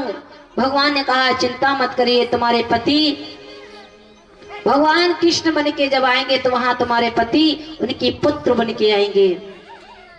इतना कहकर भोले बाबा ने समाधि को खोला। देवता सभी डर की वजह से धीरे धीरे आए। कोई कहता तुम जाइए, बोले हम नहीं जाएंगे। आपस में आए तो सबसे पहले ब्रह्मा जी को भेजा। ब्रह्मा जी ने कहा भोले बाबा अब आप ऐसा कर लीजिए, विवाह कर लीजिए। भोले बाबा ने कहा विवाह? बोले हाँ। बोले हिमांचली जी के यहाँ आपका विवाह तय कर दिया है, और आप हिम्मत तो नहीं पड़ रही कि कहीं कामदेव की तरह मुझे भी ना भस्म कर दें। भाई क्रोध में कर सकते हैं, तो डर की वजह से कह रहे हैं कि बाबा आपका विवाह तय हो गया है, तो आप विवाह के लिए तैयार हो जाइए। भोले बाबा ने कहा जैसे मेरे भक्तों की इच्छा, और आपके मन में यदि इच्छा है कि मैं विवाह करूं और आपको खुशी मिलेगी तो मैं भी विवाह करने के लिए तैयार हूँ। लेकिन जब राम जी का विवाह हुआ था तो वहाँ सभी देवता मनुष्य सभी गए थे, लेकिन वहाँ भूत प्रेत दूर दूर खड़े थे। भूतों को भला कौन बुलाता है बारातों में? कोई निमंत्रण देता है कि श्रीमान जी, भूत जी और भूतनी जी आप आइए, ऑस्ट्रेलिया वाले, मध्य प्रदेश वाले, यूपी वाले और चीनिया वाले आप आइए मेरी बेटी के विवाह में, है? कोई नहीं बुलाता। मथुरा वाले भूत भी थे वहाँ, लेकिन आप तो इंसान है, सभी भूत आए हैं। उस टाइम राम जी के विवाह में दूर खड़े हुए थे। उन्होंने कहा था प्रभु कोई ऐसा अवसर मुझे भी मिलेगा कि मुझे भी बारात करने को मिलेगी। तो वहां राम जी की जब बारात जा रही थी तो भोले बाबा ने कहा हाँ जब मेरी बारात जाएगी तब आपको भी अवसर मिलेगा और मेरी बारात में आप जरूर चलेंगे। आज भोले बाबा को याद आ गया कि मैंने भूत प्रेतों को, अपने गणों को ये निमंत्रण दिया था कि आपको मैंने वचन दिया कि आपको मेरी बारात में जाने का मौका मिलेगा, तो अब विवाह करना चाहिए। भोले बाबा कैलाश पर्वत पे सभी देवता लोग हंसने लगे, एकदम झूमने लगे और भोले बाबा को दूल्हा बनाने लगे हैं। और भोले बाबा को दूल्हा कैसे बना रहे हैं? भोले बाबा को दूल्हा बनाया है, भोले बाबा चले दिए हैं, भोले बाबा को ले जाए। और ये गले नाग काला और बागंबर है तन पे, चले भोले बाबा शिव दूल्हा बने के।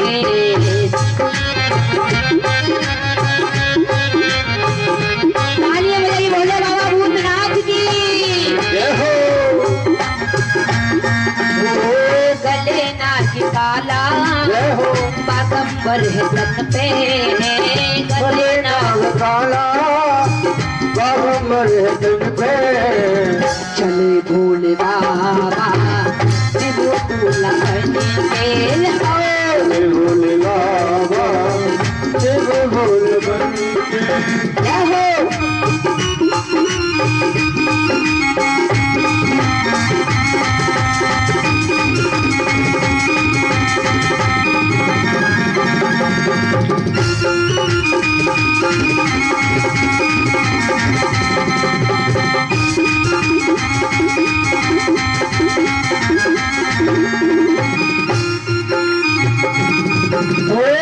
नरक है नगाड़ी नंदी पे चढ़ के, चले भोले बाबा बन के। हाय चले भोले बाबा शिव दूल्हा बन के।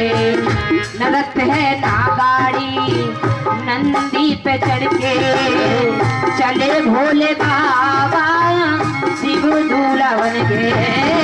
नरक है नगाड़ी ओ नंदी पे चढ़ के, चले गोरा प्यारे शिव दूल्हा बन के। है चले गोरा प्यारे शिव दूल्हा बन के। सहरे के बदले जटा जूट सर पे, सहरे के बदले जटा जूट सर पे, वो जटाओं में गंगा कहीं जा रही है, जटाओं में गंगा कहीं जा रही है। जब दूल्हा बनाए जा रहे थे भोले बाबा की जटा को बनाया, एक ने कहा बाबा बारात में ऐसे नहीं जाते, आप तो एकदम नंगम नंगा है, कपड़े भी नहीं, लोग क्या कहेंगे कैसा बाराती है। बोले क्या करे? बोले प्रभु आप ऐसा काम करिए जिस पर बैठे ना उसे लपेट लीजिए।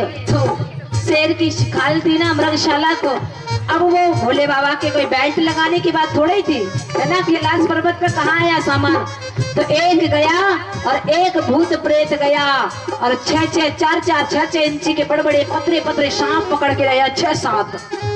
बाबा बोले काम करिए और 6-7 पतले पतले सांपों के जिनके फन बड़े बड़े, और उनको कहा तुम्हें आज सख्त ड्यूटी देना। बोले कहाँ? उनको बैठा दिया सिर पे। बाबा बड़ी अच्छी मोहर बन गई। कैलाश पर्वत पे कहाँ मोहर आई? मेरे बाबा का श्रृंगार देखिए। अब एक पतला सा नाग बचा था, उसने बड़े सुंदर सुंदर स्टेप याद किए थे कि बाबा के बारात में यूं नाचूंगा यूं नाचूंगा यूं नाचूंगा, लेकिन उससे कहा है देख तुझे अच्छी ड्यूटी पर लगा रहे हैं, बाबा की कमर में बांध दिया। बोले यहाँ कोई बेल्ट वगैरह नहीं है कैलाश पर्वत पर। वो कहने लगा रास्ता में सोचा कि मैंने तो भोले बाबा के विवाह की वजह से बड़े सुंदर सुंदर नाचने वाले स्टेप याद किए थे ना, कि बढ़िया सुंदर नगमा बजेगा तब नाचूंगा, लेकिन इन्होंने क्या कर दिया। ओ नरक है नगाड़ी नंदी पे चढ़ के, चले जाने शिव दूल्हा बन के। हाय चले गोरा शिव दूल्हा बन के।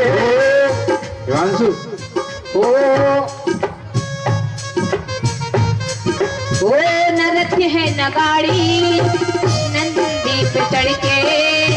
चले गौरव ब्याने शिव दूल्हा बन के हाय चले गौरवाने शिव दूल्हा बन के वो चेहरे के बदले जटाजू के सर पे चेहरे के बदले जटाजू के सिर पे वो जटाओं में गंगा बही जा रही है जटाओं में गंगा बही जा रही है। अब बरातियां नहीं है, किसी के तख्त हाथ हैं, किसी के हाथ भी नहीं है, किसी के सिरे कूदता हुआ जा रहा है, किसी के सिर नहीं है, धड़े धड़े हैं, किसी के तख्त धड़े हैं, कोई लंगड़ा है, लूला है, पहरा है, गूंगा अपने अपने धुन में गा रहे हैं। अब कैलाश पर्वत पे हू मच रही है बड़ी तेज से और भूत अपनी आवाज में गा रहे हू। अब बताइए कोई गधा जैसे मुंह का, कोई शेर जैसा, कोई बिल्ली जैसा, अब ये सब एक साथ में बोलेंगे महाराज तो कैसा आनंद आता होगा कैलाश पर्वत पे। ओ कोई जाए गंगा कोई जाए नंगा कोई सिर भुजंगा कोई जाए पतंगा कोई सिर भुजंगा कोई जय करंगा और बना करके टोली भूत प्रेत नाचे बना करके टोली भूत प्रेत नाचे निराला है दूल्हा निराली बराती निराला है दूल्हा निराले बराती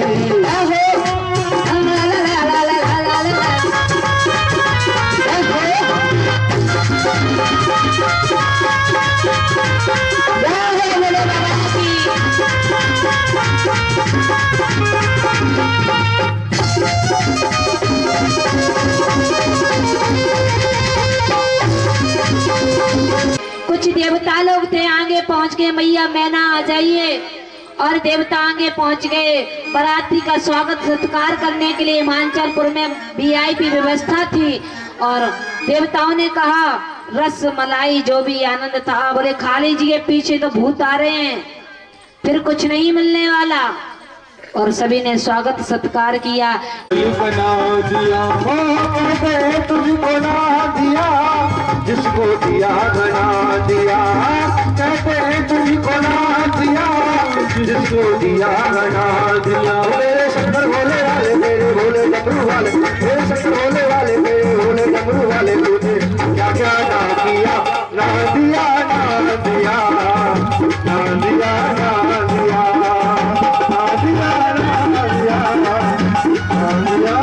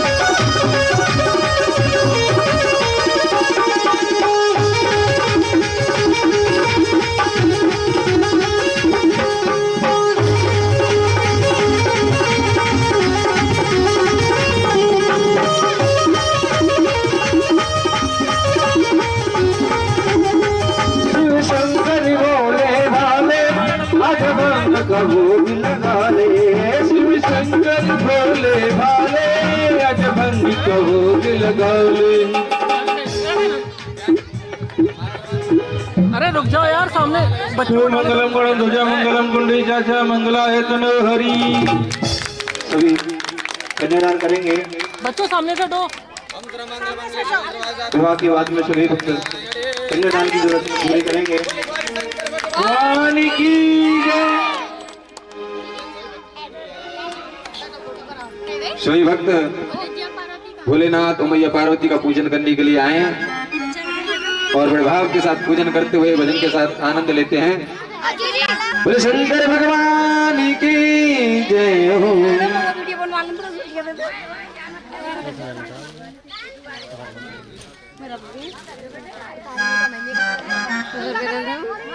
और एक एक से जो माता बहन पूजन करती जाएं वो एक साइड को होती जाएंगे। और संगीत वाले भैया जब तक एक छोटा सा भजन बड़े आनंद के साथ में सभी लोग पूजन और करेंगे। सभी माताएं नृत्य करेंगे ना भोले बाबा का। और जो पूजन कर ले वो एक प्यारी अदा ने मुझे बेचैन किया, तेरी प्यारी अदा ने मुझे बेचैन किया, तेरी प्यारी अदा ने मुझे बेचैन किया, तेरी प्यारी अदा ने मुझे बेचैन किया। मेरे सीने में बसा तेरे ही दर्द का ये मना, मेरे सीने में बसा तेरा दर्द ही प्यारा, प्यारा गोपाल बड़ा प्यारा है। कृष्ण बड़ा प्यारा गोपाल बड़ा प्यारा है। कब आओगे, कब आओगे, कब आओगे, आओगे ओ मुरली बजाने वाले, कब आओगे, देर ना हो जाए कभी, देर न हो जाए कहीं, देर न हो जाए। छलिया रे आजा रे, आजा आजा रे, ओ मन मेरा दिल घबराए, देर ना हो जाए, देर न हो जाए कहीं, देर न हो जाए। हो मेरी शरीकार का दीदार बड़ा प्यारा है, मेरे सरकार का दीदार बड़ा प्यारा है। मेरी शरीकार का दीदार बड़ा प्यारा है, भोला मेरा प्यारा ये डमरू बड़ा प्यारा है, बोल बड़ा प्यारा है, बोल बड़ा प्यारा है। ओ मेरे श्याम पिया तेरे बिन तड़प दिया, ओ मेरे श्याम पिया तेरे बिन तड़प दिया, ओ मेरे श्याम पिया तेरे बिन तड़प दिया, ओ मेरे श्याम पिया तेरे बिन तड़प दिया। प्रेम तुमसे किया तुमने ये जादू किया, प्रेम तुमसे किया तुमने जादू किया। भगवान हो गया कन्यादान तो यहाँ गए ना। प्रेम तुमसे किया जादू ये तुमने किया, प्रेम तुमसे किया जादू ये तुमने किया। तेरी यादों में भर के मेरे अंग खाए दिया, तेरी यादों में भर के मेरे अंग खाए दिया, कृष्ण मेरा प्यारा गोपाल बड़ा प्यारा है, मेरा प्यारा गोपाल बड़ा प्यारा है। मेरी शरीकारी का दीदार बड़ा प्यारा है, मेरे सरकार का दीदार बड़ा प्यारा है। कृष्ण मेरा प्यारा गोपाल बड़ा प्यारा है। कृष्ण बड़ा प्यारा गोपाल बड़ा प्यारा है। जय हो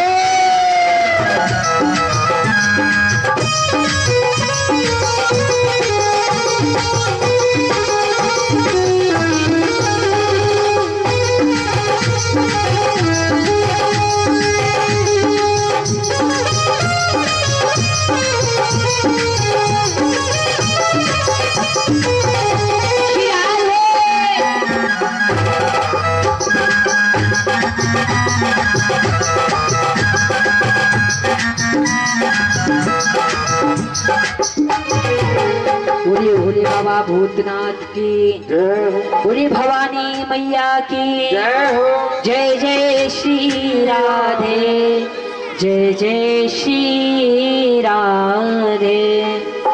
इसके बाद श्री हरि भोले बाबा का विवाह हुआ। बाबा मैया को लेकर के कैलाश पर्वत पे गए। सभी देवगण भूत प्रेत सभी खुश हो गए। और इसके बाद मैंने कहा भगवान के एक दानवीर राजा हुए जिनका नाम था राजा बलि, जो शुक्राचार्य जी के शिष्य हुए हैं। ये 99 यज्ञ कर रहे थे देवताओं को, इंद्र का इंद्रासन जीतने के लिए और देवताओं का देवालय जीतने के लिए 99 यज्ञ कर रहे थे। राजा बलि ने सोचा कि मेरे यहाँ जो आएगा उसे मुंह मांगा दान दिया जाएगा। राजा बलि यज्ञ में बैठा हुआ था, वहां भगवान स्वयं बावन बन के आए हैं। कहाँ हैं बावन भगवान? और शुक्राचार्य जी ने कहा देखो राजा एक छलिया है और छल के चला जाएगा, तुम्हें नहीं पता ये छलिया है, मैं समझ गया हूँ। भगवान आए हैं और कहा हमें कुछ धन की आवश्यकता है। राजा बलि ने कहा आप चाहिए जितना चाहते उतना दीजिए। भगवान ने कहा ज्यादा नहीं, केवल 3.5 कदम पृथ्वी चाहिए। भगवान 52 अंगुल के हैं, वो भी 3.5 कदम पृथ्वी चाह रहे हैं। बोले हमारी बेटी का विवाह है, मुझे 3.5 कदम पृथ्वी चाहिए। राजा बलि बोला प्रभु आपको तो मांगना भी नहीं आता, वैसे भी तो आप 52 अंगुल के हो, और वो भी बोले मैं अपने पगों से नापूंगा। बोले आप 52 अंगुल के, अरे छोटे हो सो, आपको तो बुद्धि भी नहीं है, ज्यादा मांगना चाहिए। आप क्या करोगे 52 अंगुल में, क्या कर लोगे? भगवान मन ही मन में सोच रहे। शुक्राचार्य जी ने समझाया वह छलिया है, मान जाइए छल जाएगा, लेकिन राजा बलि ने सोच लिया छलिया होगा तो छल के ले जाएगा, मुझसे बड़ा दानवीर कौन रहेगा। भगवान आए और कहा ऐसे नहीं, आप देना चाहते तो आप संकल्प ले लीजिए। और संकल्प राजा बलि के लिए एक पात्र में, टोटी के पात्र में जल लिया, कहा आप संकल्प दीजिए कि जो हम मांगेंगे आप हमें देंगे। राजा बलि ने कहा प्रभु आप जो मांगेंगे हम आपको वही देंगे। तो संकल्प छोड़ने के बाद जब छोड़ने जा रहा था, शुक्राचार्य जी सूक्ष्म रूप लेकर के टोटी में विराजमान हो गए, लेकिन भगवान ने कहा ये दान क्यों नहीं देने दे रहा। भगवान ने एक सीख को डाला, शुक्राचार्य जी की दाएं आंख पधार जाती है और राजा बलि ने संकल्प दे दिया। और इसके बाद कहा भगवान 52 ने कि राजा बलि मुझे प्रणाम करो। जैसे ही सर नवा के प्रणाम किया है, वैसे भगवान एकदम भगवान का सिर जाकर के आकाश में पहुंचा है, विशाल रूप हो गया। बोली 52 भगवान की। 52 भगवान अपने रूप में आकर के और विशाल रूप बना लिया है। जैसे ही रूप को बनाया, राजा बलि की आंखों में आंसू आ गए। मुझे तो पता था कि तुम छलिया हो और तुम छल के बिना मुझे नहीं जा सकते हो। आज राजा बलि ने, भगवान ने अपने 3.5 कदम पृथ्वी जो राजा बलि से मांगी थी, भगवान ने तीनों लोगों को नाप लिया है। आधा कदम बचा। बोले राजा बताइए कहाँ, ये आधा कदम कहाँ से दोगे? तब तक राजा बलि की बेटी और उनकी पत्नी आई है। उन्होंने कहा कि आप हमारे शरीर को आधा नाप लीजिए, आप मेरे शरीर को नाप लीजिए, उससे आपका पूरा 3.5 कदम हो जाएगा। 52 भगवान कहने लगे इस परिवार में तो सारे दान दाता ही पैदा हुए, इतने बड़े। लेकिन राजा बलि की बेटी का नाम था रत्नावली। वो क्रोध में आकर के, पहले तो जब भगवान को छोटे रूप में देखा था तब तो बोली कि ऐसा पुत्र मुझे प्राप्त होना चाहिए जिसे मैं गोद में खिलाऊं। और जैसे भगवान ने सब कुछ राजा बलि का छल लिया था, तो क्रोध में वो रत्नावली कहने लगी ऐसा भगवान को तो मैं जहर दे के दूध में और इसको मार डालूं। तो भगवान ने कह दिया मन ही मन में एवं हस्ते ही राजा बलि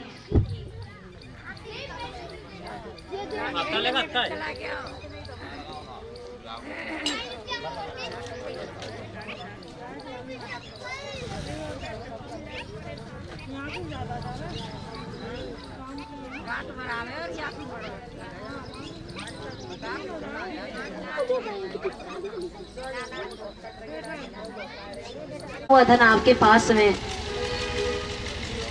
राजा बलि ने कहा प्रभु कुछ मत दीजिए, केवल इतना कर दीजिए कि जो मेरे महल है ना उसमें 52 दरवाजे हैं, मैं जब और जिस महल से निकलूं उस दरवाजे पे आपके केवल दर्शन हो। भगवान चक्कर में फंस गए। इधर लक्ष्मी जी को पता चला, भगवान राजा बलि के यहाँ पहरेदारी करने लगे। 52 दरवाजों पे राजा बलि के यहाँ भगवान 52 अंगुल में, वहाँ भगवान नौकरी करने। लक्ष्मी मैया को पता चला कि आज सावन का महीना है और जाकर के जाओ भगवान को मांग लो, ये सुंदर अवसर है। भगवान तो जाकर के राजा बलि के यहाँ नौकरी कर रहे। लक्ष्मी आई और राजा बलि के राखी बांध के, और राखी के बदले में जाकर के भैया से बहन ने मांगा कि आपका जो पहरेदार है ना वो मुझे दीजिए। लेकिन राजा बलि ने कहा बहन इस पहरेदार को लेने के लिए तो मेरा सब कुछ छूट गया, सब कुछ छिड़ गया, तब ये पहरेदार मिला। लेकिन आज राजा बलि ने अपनी बहन को पुनः भगवान को दान दे दिया। वो लक्ष्मी थी, ये नारायण थे। बोली लक्ष्मी नारायण भगवान की जय हो। सभी माता बहन आकर के बावन भगवान का सुंदर पूजन करेंगे और बड़े भाव के साथ भगवानों का पूजन करते रहें, क्योंकि बावन भगवान राजा बलि के द्वार पर गए थे तो राजा बलि ने भी अपना सर्वस्व लुटा दिया था उनके ऊपर। तो हम तुम भी आकर के बावन भगवान का पूजन करते हैं। जय जय श्री राधे।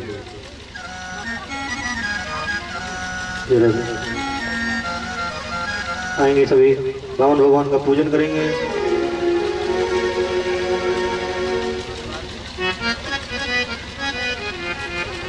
हे वामन का भेष बनाए, हे बलि राजा को छलने आए। सभी बोलेंगे तालियां बजा के ना। हे वामन का भेष बनाए, बलि राजा को छलने आए। भेष बनाए, बलि को छलने आए। हे वामन का भेष बनाए, बलि राजा के द्वारे आए।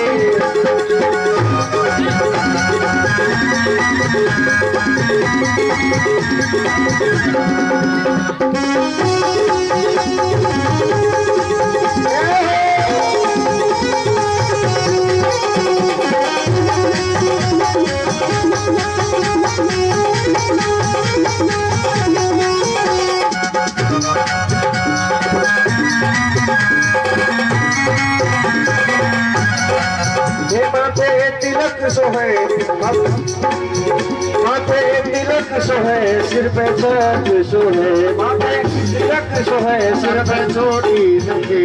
माथे तिलक सोहे, सिर पे छत्र सोहे। माथे तिलक सोहे, सर पे छत्र सोहे। हाथों में कमल लाए, बलि राजा के द्वारे आए।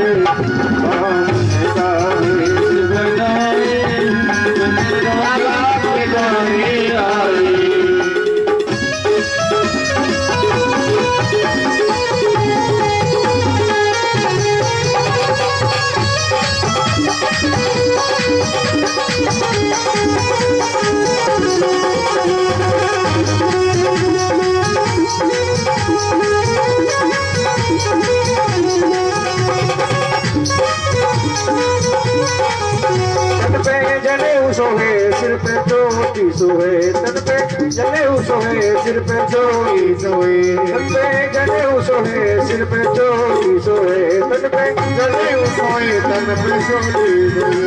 चरणों में खड़ा हो सुहाए, बलि राजा के द्वारे आए। भेष बनाए, बलि राजा के द्वारे आए। बावन का भेष बनाए, बलि राजा के चलने आए। बावन का भेष बनाए, बलि राजा को चलने आए। बलि राजा को चलने आए, बलि राजा को चलने आए। बोले बावन भगवान की जय हो। आरती के लिए खड़े हो जाए सभी।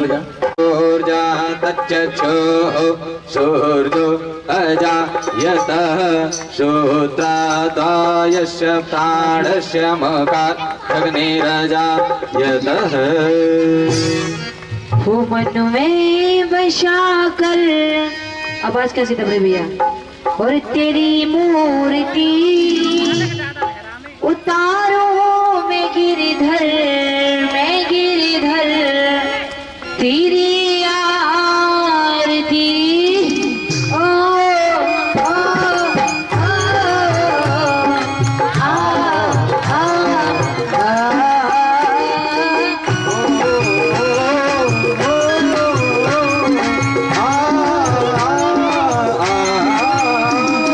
मन में बसा कर तेरी मूर्ति उतारो मैं गिरधर तेरी आरती।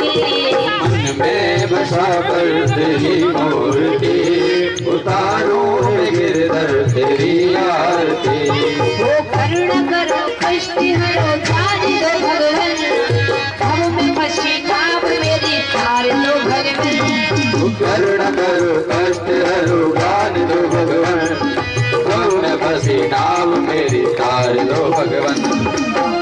की दवा तुम्हारे पास है, वो दर्द की दवा तुम्हारे पास है। वो जिंदगी दया की है भी तुम्हारी, मन में बसा कर तेरी मूर्ति, गिरधर तेरी आरती। वो मांग तुझसे क्या मैं ये सोचूं भगवान, जिंदगी जब तेरे नाम कर दी अर्पण। वो मांग से क्या मैं यही सोचूं भगवन, जिंदगी जब तेरे नाम कर दी अर्पण।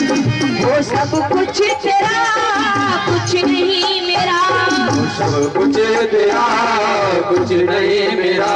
वो चिंता है प्रभु तुमको संसार की, मन में बसाकर तेरी मूर्ति, उतारों में गिरधर तेरी आरती।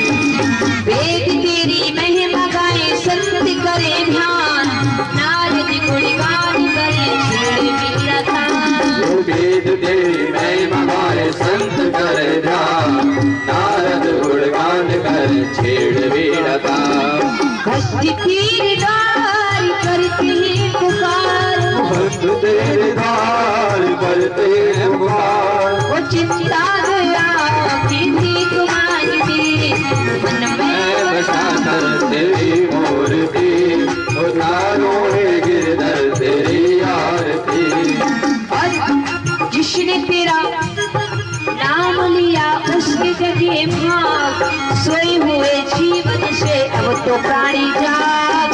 जिसने तेरा नाम लिया उसके जागे भाग, सोए हुए प्राणी अब तो जाग। कम है जिंदगी कर ले बंदगी, वो कम है जिंदगी कर ले बंदगी। वो प्रभु का हाथ हो तो मौत भी न मारती, मन में बसा कर तेरी मूर्ति, उतारो है गिरधर तेरी आरती। मन में बसा कर तेरी मूर्ति, उतारो में गिरधर तेरी आरती। वो कर्पूर गौरम सर्वदारम, संसार सारम मुनिंद्रार, शलावसंत मिगजार वेंकई भवम भवानी जय संतम। त्वमेव माता सतका त्वमेव, त्वमेव बंधु सतका त्वमेव, त्वमेव वेदा गुरुः त्वमेव, त्वमेव सर्वं त्वमेव देवं। हरे राम राम राम हरे हरे, हरे कृष्ण हरे कृष्ण कृष्ण हरे हरे, हरे राम राम राम हरे हरे, हरे कृष्ण हरे कृष्ण कृष्ण कृष्ण हरे हरे।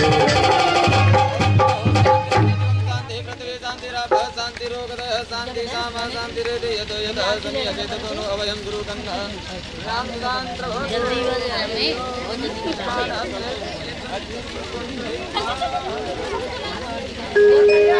और एक सूचना, आज शाम को यहाँ कीर्तन होगा, हमारी मंडली द्वारा ही होगा।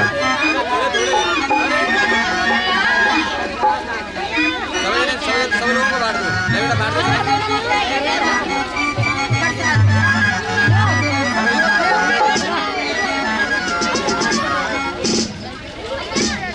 टाइम 7 बजे से और रात्रि 9 बजे। बोली वाकी